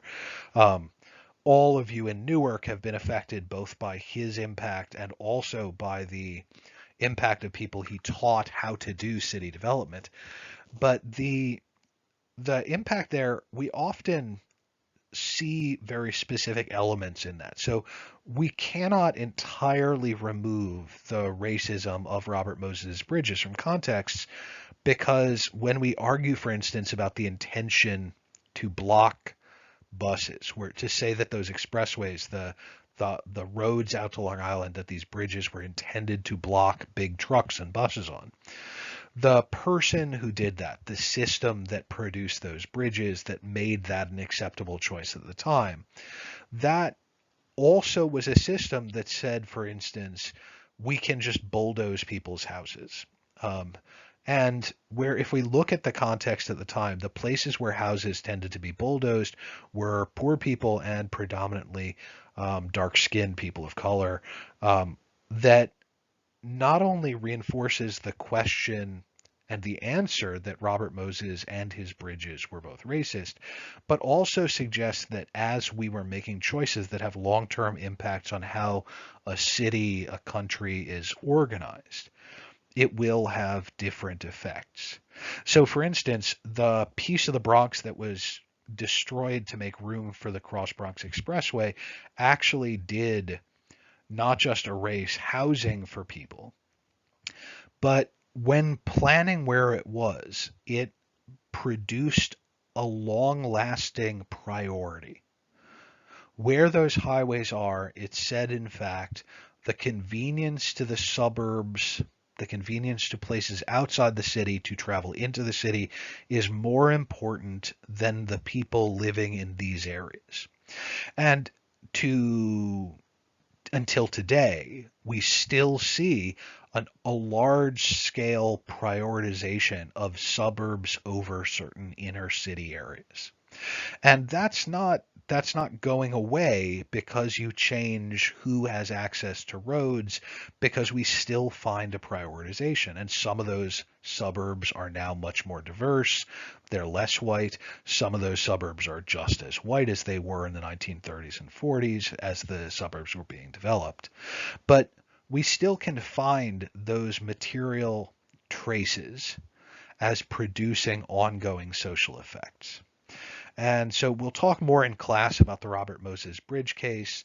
But I think that there's really a very strong case that for all the details of the bridges, we can still find really serious questions to ask about how those social systems are still and were structured in biased ways. So when we meet up in class, we're going to talk about this example that Langdon Winter uses will specifically make reference to the question of power generation and the nature of authoritarian democratic technologies. So I thought it was worth throwing a slide in, and this is just to give one example. We have three different power generation systems in schematic here. One is a grid-based electrical system with solar production on the grid. One is an individual household, small scale solar energy system, and the other one is a nuclear system for a whole city. And that part of Langdon's argument here is that, in fact, each of these may be appropriate in different ways for different circumstances, but that there's a really obvious difference here in terms of flexibility and democracy.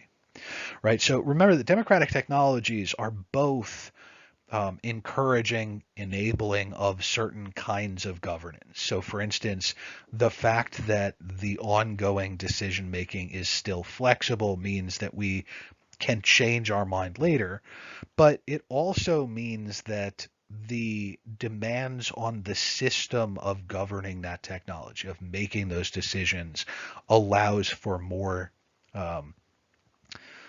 democracy. So, for instance, the individual electrical system only works at the household level. It doesn't require anybody to maintain a grid if they don't want to.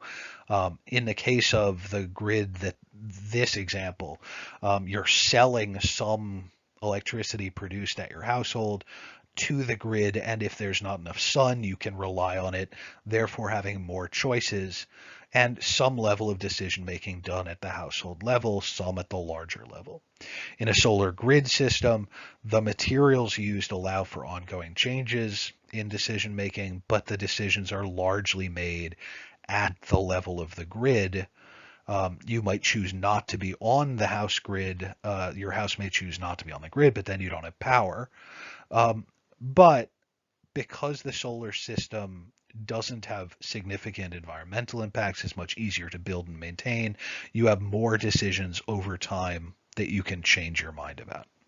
Once you build the nuclear plant, on the other hand, you're really invested in it. Not only do you have nuclear waste that'll be toxic for a significant thousands of years, but because it's so dangerous, you have to have a stable system to protect it. You have to have guards. You potentially have to have military.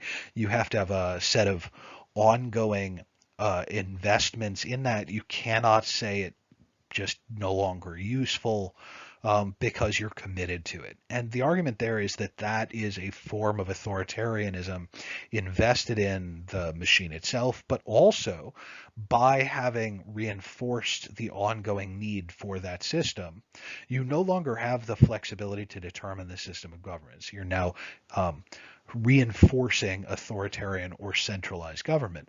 And that may be appropriate if you decide that the right kind of power generation is this, but that the trade-off there has to be one where you're actually intending to pay attention to it. You can't just assume that one thing is another.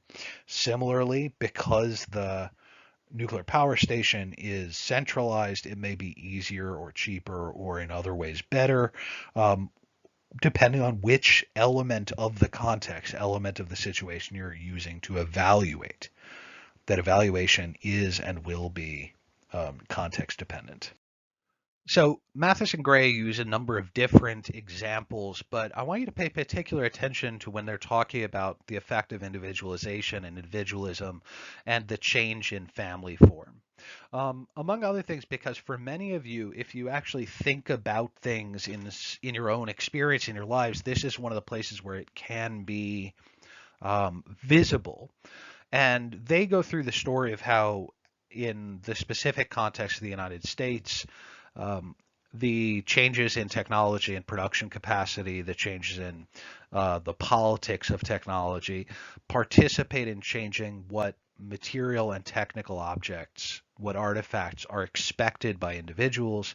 And as that happens, it changes how people expect to live, what kinds of family forms, size of families that happen. And one of the things that you'll have recognized in your own life is, for instance, different things that you want and your parents want, different generational perspectives about what is important. Some of those things, for example, are the direct result. If we did not build cell phones, if in the early 2000s we hadn't decreased the price of cell phones and suggested that everybody should have them, there would be no expectation that you have them. Your parents, your grandparents grew up in a world where people did not expect to have cell phones. The infrastructure wasn't there to have cell phones for everybody. And that's very different from where you what kind of world with cell phones and with other technologies you grew up in. But the change there is not specific to the cell phone. Once you've grown up once you've learned that cell phones are available, the speed of communication, the speed of contact, the number of different forms of technological communication that you're linking to it, the kinds of things you're doing with the cell phone begin to change.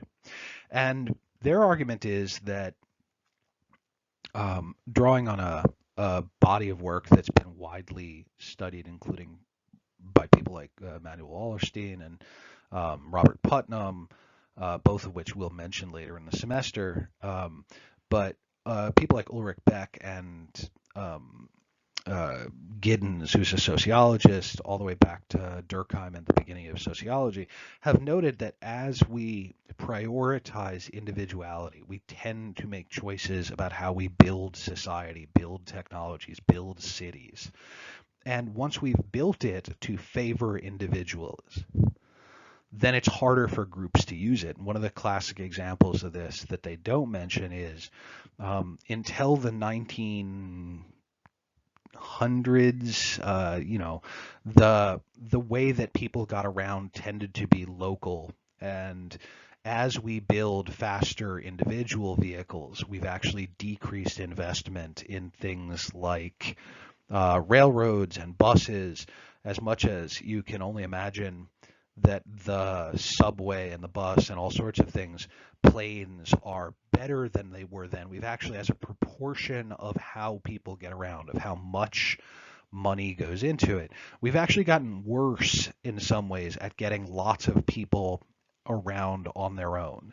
And that means that we've changed where the weight, where the pressure is. So instead of as a society, as companies need to move lots of people around in groups, we've put that pressure on individuals. So now everybody has to own their own car. Everybody has to pay their own car insurance. Everybody has to do things for themselves instead of being able to rely on group social systems that are larger.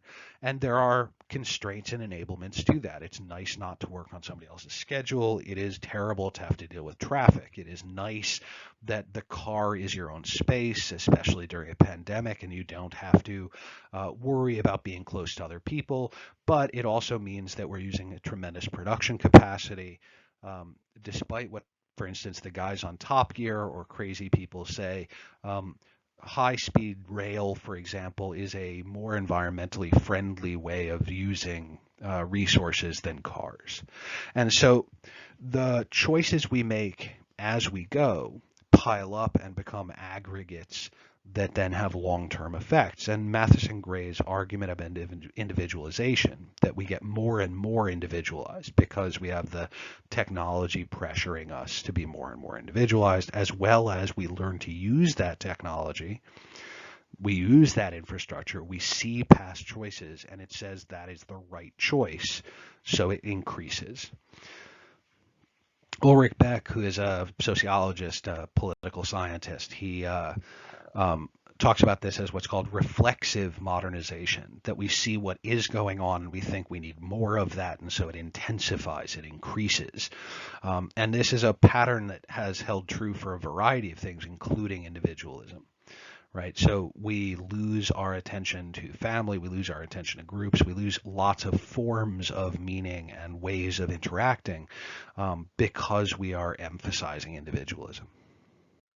All right, so next week we'll be talking about technology as socially embedded. It'll be a general way to talk coming out of the Harris optional textbook reading that says all of this discussion of values, politics, the nature of technology as being both political but also socially active, functional to changing the world. One language to talk about that is socially embedded, that there's no separation between technology and society, or the people and social actions and groups that make up society. We can't necessarily understand, know, or act without talking about both. And sometimes we'll talk about that in STS as being techno-social or socio-technical, but in this class we tend to jump back to it being socially embedded. And that's one way to talk about what's called social construction, the idea that the set of meanings and understandings, the relationship of technologies, both to other technologies and to people, are not separable. We have to understand them together.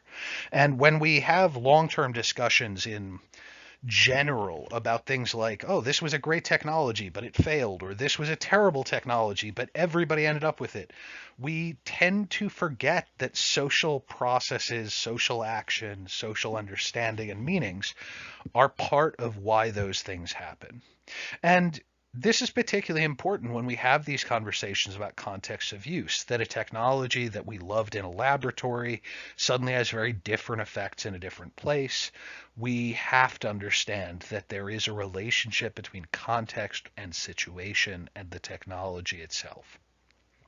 And so that relationship that is the social construction of the technology, or the techno-social relationship, is sometimes described as socially embedded, right? It is not separable.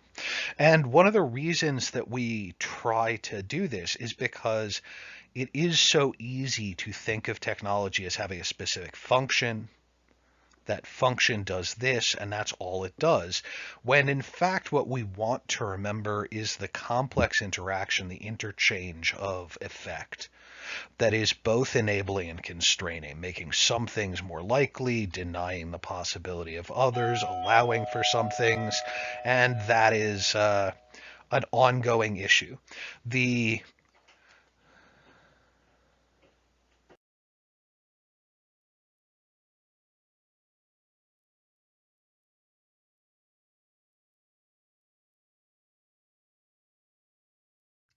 Every year, the first day of class, we talk about the complexity of ethics, and I talk about two examples, two cases, two stories. One is the story of Robin Hood. If you're not familiar with it, it goes like this. There is a guy who starts out wealthy, Middle Ages, swords and bows. The king is a friend of his. The king goes off to war, or leaves the picture for whatever reason, and Robin Hood is left in a situation where different people suddenly are in power. The law is still the law, the world is still the world, but in the course of things, he realizes that the people in power have a lot of money and power, and there are a few of them. And these few rich, powerful kings and dukes and the Sheriff of Nottingham have all the money and power, and he realizes that he is worried about the poor people who have no money and no power, and he starts stealing from the rich to help save the lives of the poor. And in the end, the poor people need that money to survive because they have no food, they have no money, and the rich people have plenty of money and they have castles and they have people working for them, and they're not really going to miss it that much. And we're often supposed to see Robin Hood as the good guy. That's the plan. The Disney version of the Robin Hood, which the pictures are from on the left, tell this story in a charming way, where Robin Hood is the dashing rogue who steals from the rich, gives to the poor, and produces better outcomes, makes a positive change despite breaking the law. But what kind of ethical theory, what kind of framework you use means that he may be a good guy or he may be a bad guy. If, for instance, we're talking about what's called a deontological ethic, where certain things are fundamentally important, they define the ethical system, something arising from the nature of the way things works tells us what is good action or bad action. If you believe that laws should be followed, Robin Hood is the bad guy. If the nature of the thing is that the only element preventing chaos and torture and rape and murder is the law, then Robin Hood is weakening the law. He is making the world a more dangerous place. He's fighting and killing in order to be a criminal. He's not a good guy. If you use a system of ethics where the most good for the most people, where saving lives is valued over breaking the law, then he's a good guy. The kind of theory, the kind of framework you use to do the evaluation tells you what outcome you get, which good or bad his action was. Robin Hood is a classic thought experiment. It's fictional. It's not really important.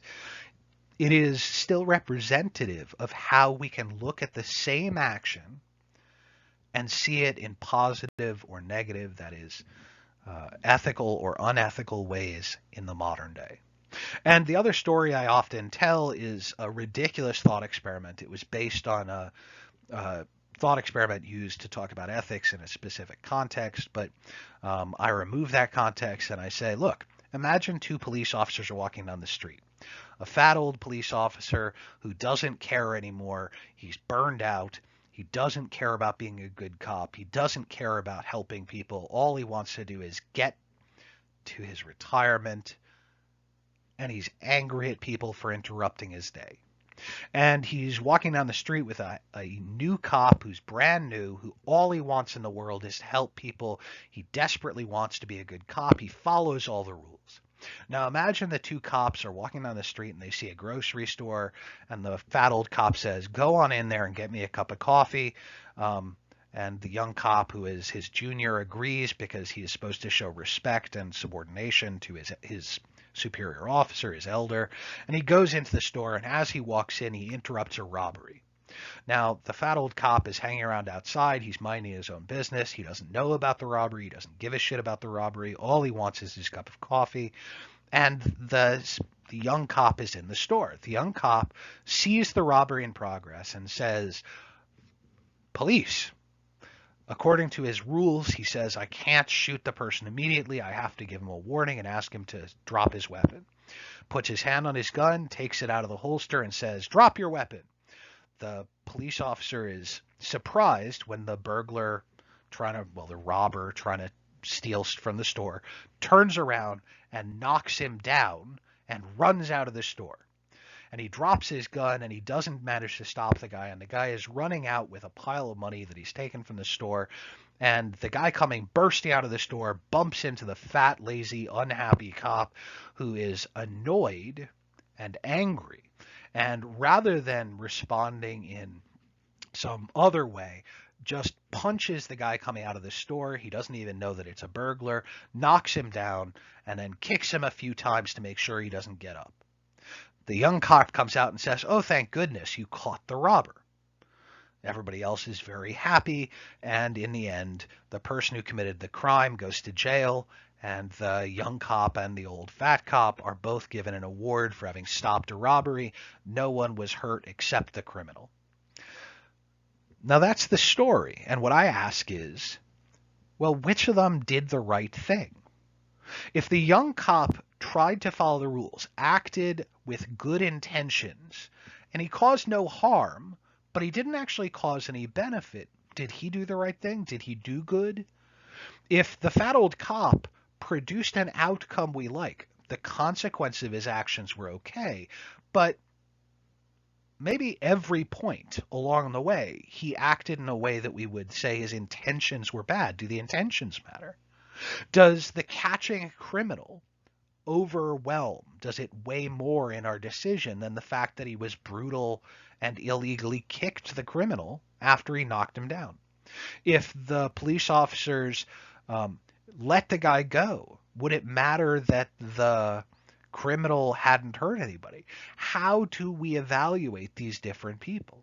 How do we compare those two cops? If one of them's intentions are good, but his actions do not produce much of a good outcome, if somebody's intentions are bad and they don't. And again, this is meant to say that we can learn tools, techniques to identify and be able to clarify arguments that would say one of these guys is bad, one of these guys is good. The law can help us, it can answer them, but that would be an answer about what the law does, not ethics. Sometimes the law is ethical, sometimes it isn't, but most importantly, the law isn't trying to be ethics. The law is a different thing. So when we look at these stories, we're seeing this complex relationship between actions, intentions, and rules, and we're starting to talk about why a study of ethics makes a difference.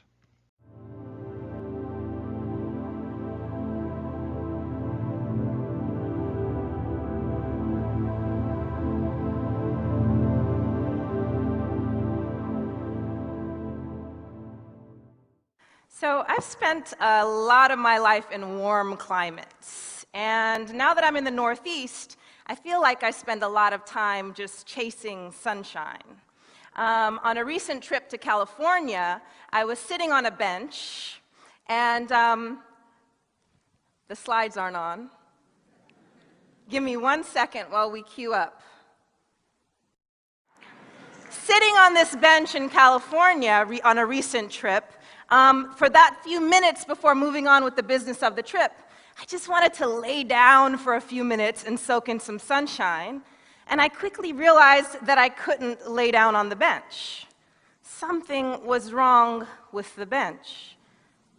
Whoever had designed the bench decided to put armrests on it, and while I don't think it was created to give me trouble, I'm pretty sure that the armrests were put there to deter loiterers from laying down on the bench.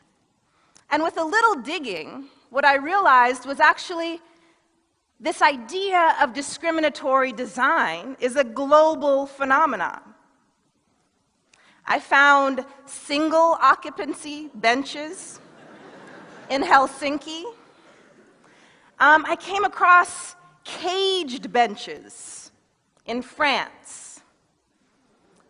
And I think the most poignant example for me has been the metered bench, where you actually have to pay to sit down, otherwise the spikes won't go down. All right, so single occupancy, caged, and the spiked metered bench, right? And so, this was created by a German artist to actually get us thinking about this issue of the privatization of public life.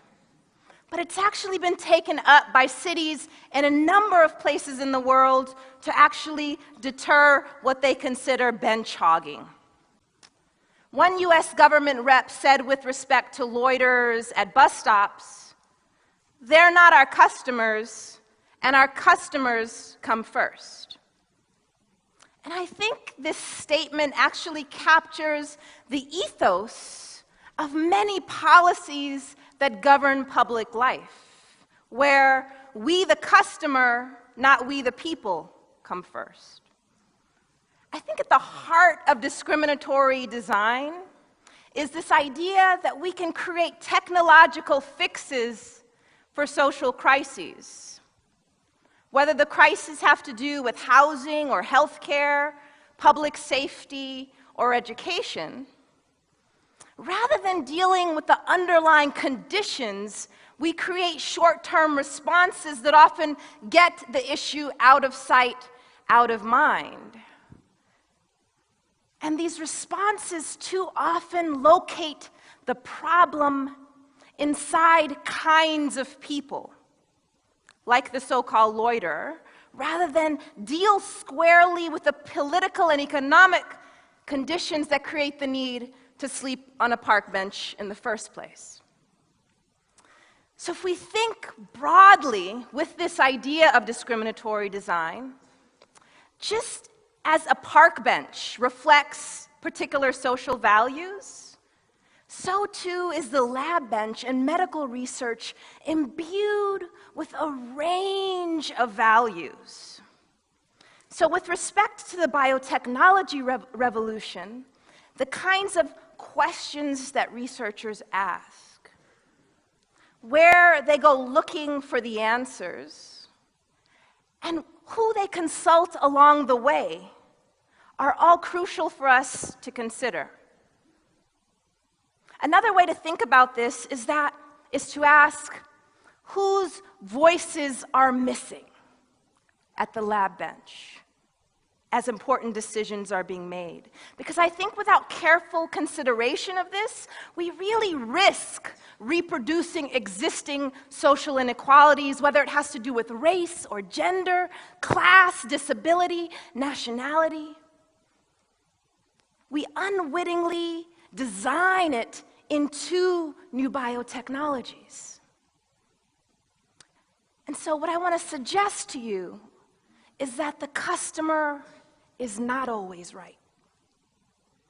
That is to say that the interests and the concerns of the most affluent among us should not unduly govern the decisions that affect everyone. In fact, I would say that we have to actively seek the input of those who are potentially harmed by new biotechnologies. And so with that, what I want to do now is just switch gears a little bit and share 3 stories of discriminatory design with you as a way for us to begin to think about how we might design differently. The first story is about a young woman named Siobhan. Now, Siobhan was 28 years old at the time that she responded to an ad in her local paper for African American egg donors. And when she got to the infertility clinic, what she said was that among all those gathered, she was the only one that seemed to be asking a lot of questions. And this seemed to annoy the clinic staff. Even so, she decided to undergo the procedure. And eventually, the receiving couple decided that they no longer needed her eggs. And it's at this point that the clinic staff asked her whether she would like to donate them to stem cell research. And she agreed to do it.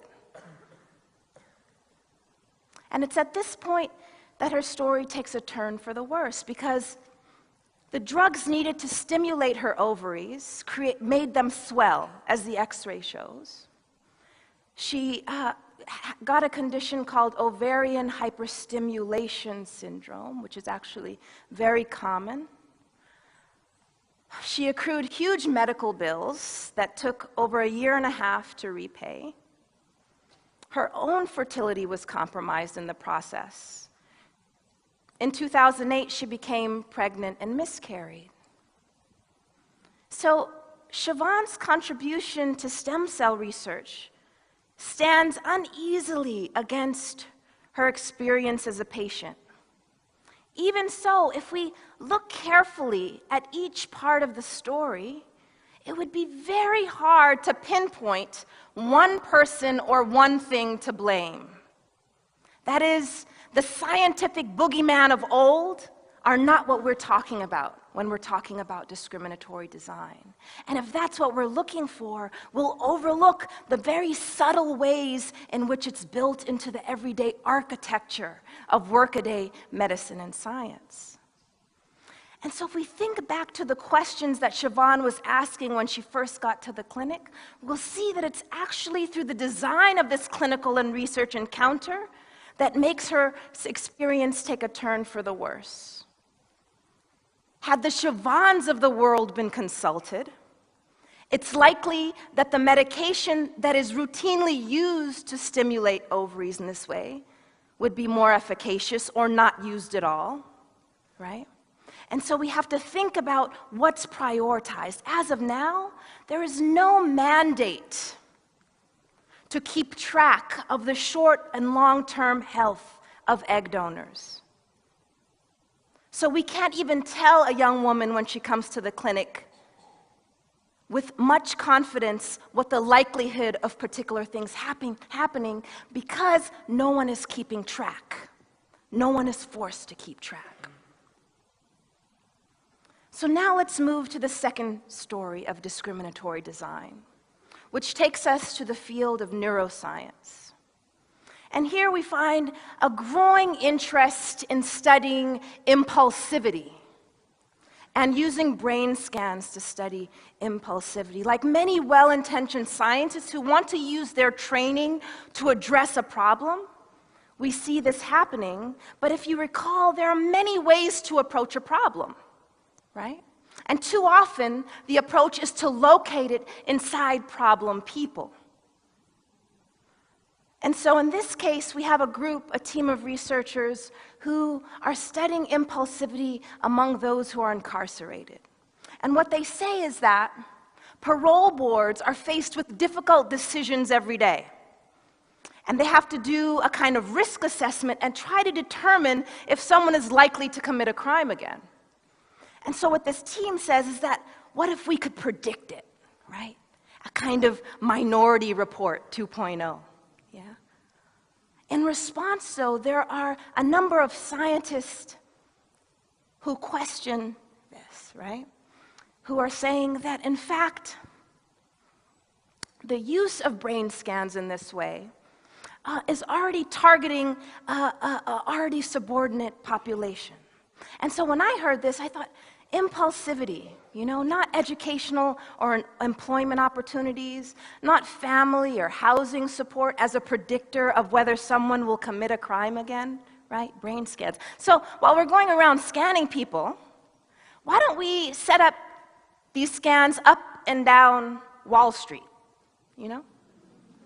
So like when bankers are coming to get their coffee on their lunch, we can figure out their rate of impulsivity, right? It's not far-fetched to think that poor decisions and financial crimes, right, that were behind the global economic crisis that have led to many people being homeless had something to do with impulsivity. But that's not the population who's targeted. That's not where we train the scientific gaze. That's not the demographic who we locate the problem in, right? And so we have to think about even the definition of pathology, where we think the menace to society is, because there are many demographics that avoid that label. So we think specifically about the collision of neuroscience and criminology. What we know is that many Black and Latino youth already face a version of Minority Report. When they wake up in the morning and walk through their day, there's already assumption that they have done something wrong.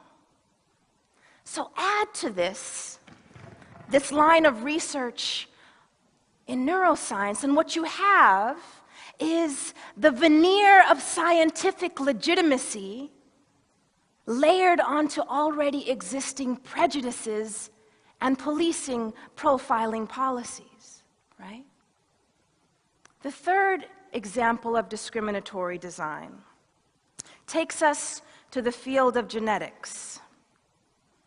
in the aftermath of the Newtown, Connecticut massacre, and the close to 100 school shootings since Newtown, what we have is growing interest in trying to understand the genetics of violence, right?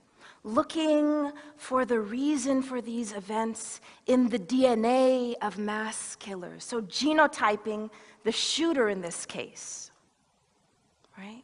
Trying to find the reason in the person. Again, well-intentioned, because the idea is if we could predict whether someone was going to do this, look how many lives we could save. Look how many lives we could save. But in response, there are many who shudder in the scientific community, not only because the science itself is dubious, that it's inconceivable really that you would find similarities across all these individuals, but even researchers speaking back to this particular work say that it potentially violates a number of personal liberties, and that one Harvard geneticist says, it says more about us, that we wish there was something inside of these people to explain it, right? It says something about us, and partly what it says is that we haven't yet been willing to deal with the social and political climate in which this is happening. And one element of that environment is the proliferation and accessibility of firearms. That we have 101 guns to every 100 people in this country. That there are over 30,000 firearm deaths every year. Right? And so what's key for us to think about is not only does this line of research potentially stigmatize people who are mentally ill, who then we begin to think are all potentially mass murderers, but it does something even bigger. To those who avoid the stigmatization, it forces our view away from the social and environmental effects that impact all of us, right? With dealing with this wider environmental issues, right? And so as we begin to think about how we might design differently, I think it's fitting that we find ourselves in this city, right? Which has a rich and complex history. And one of the reasons is it was home to someone who many consider as the mother of modern medicine. Yeah, Miss Henrietta Lacks. Yeah. And so let me briefly recap Miss Lacks's story so that we can move our thinking along.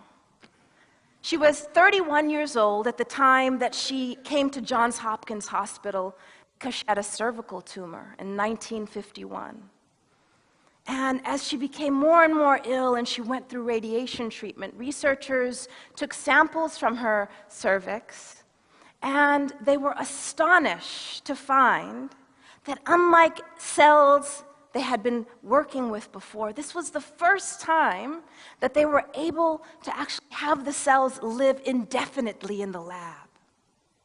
That is, we call them immortal. Yeah?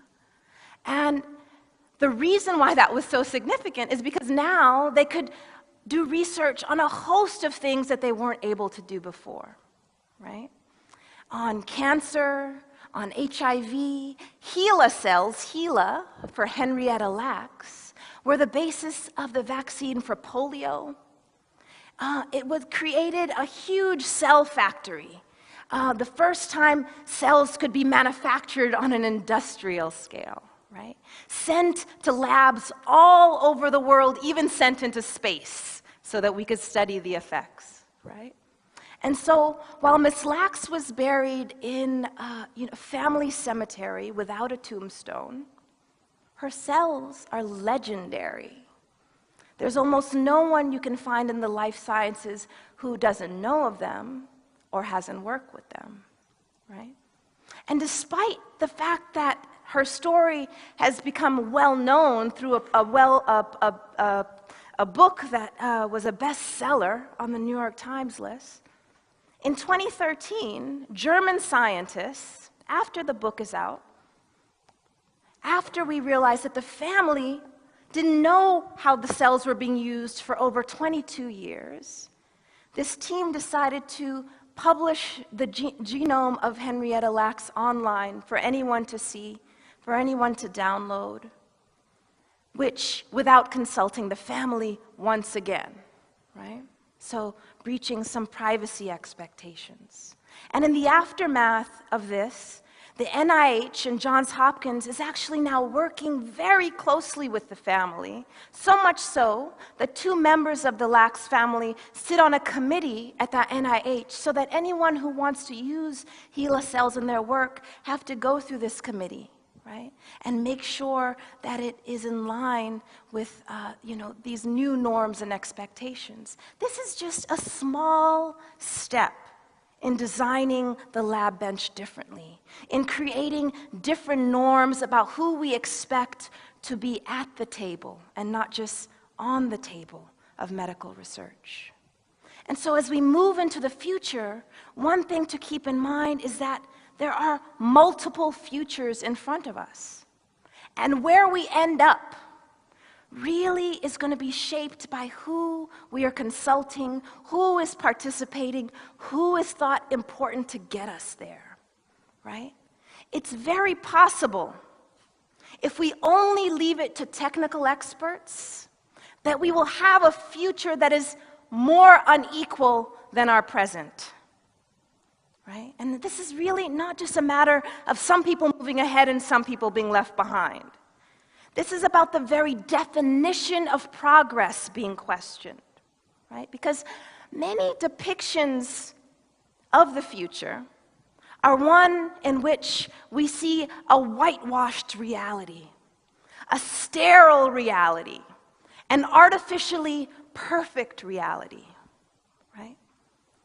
In place of idealizing sterility, what I want to suggest is that we work towards sociality, that we get our hands dirty in trying to create a material and social world that includes everyone.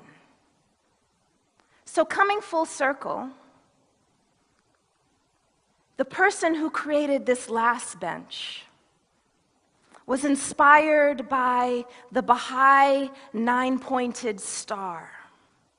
And what it does is it gives us a glimpse into how we might reorient ourselves towards our environment and towards one another, where we incorporate the insights and the experiences of people who see the world from many different angles. With this model, I think that we can redesign the lab bench together. Thank you.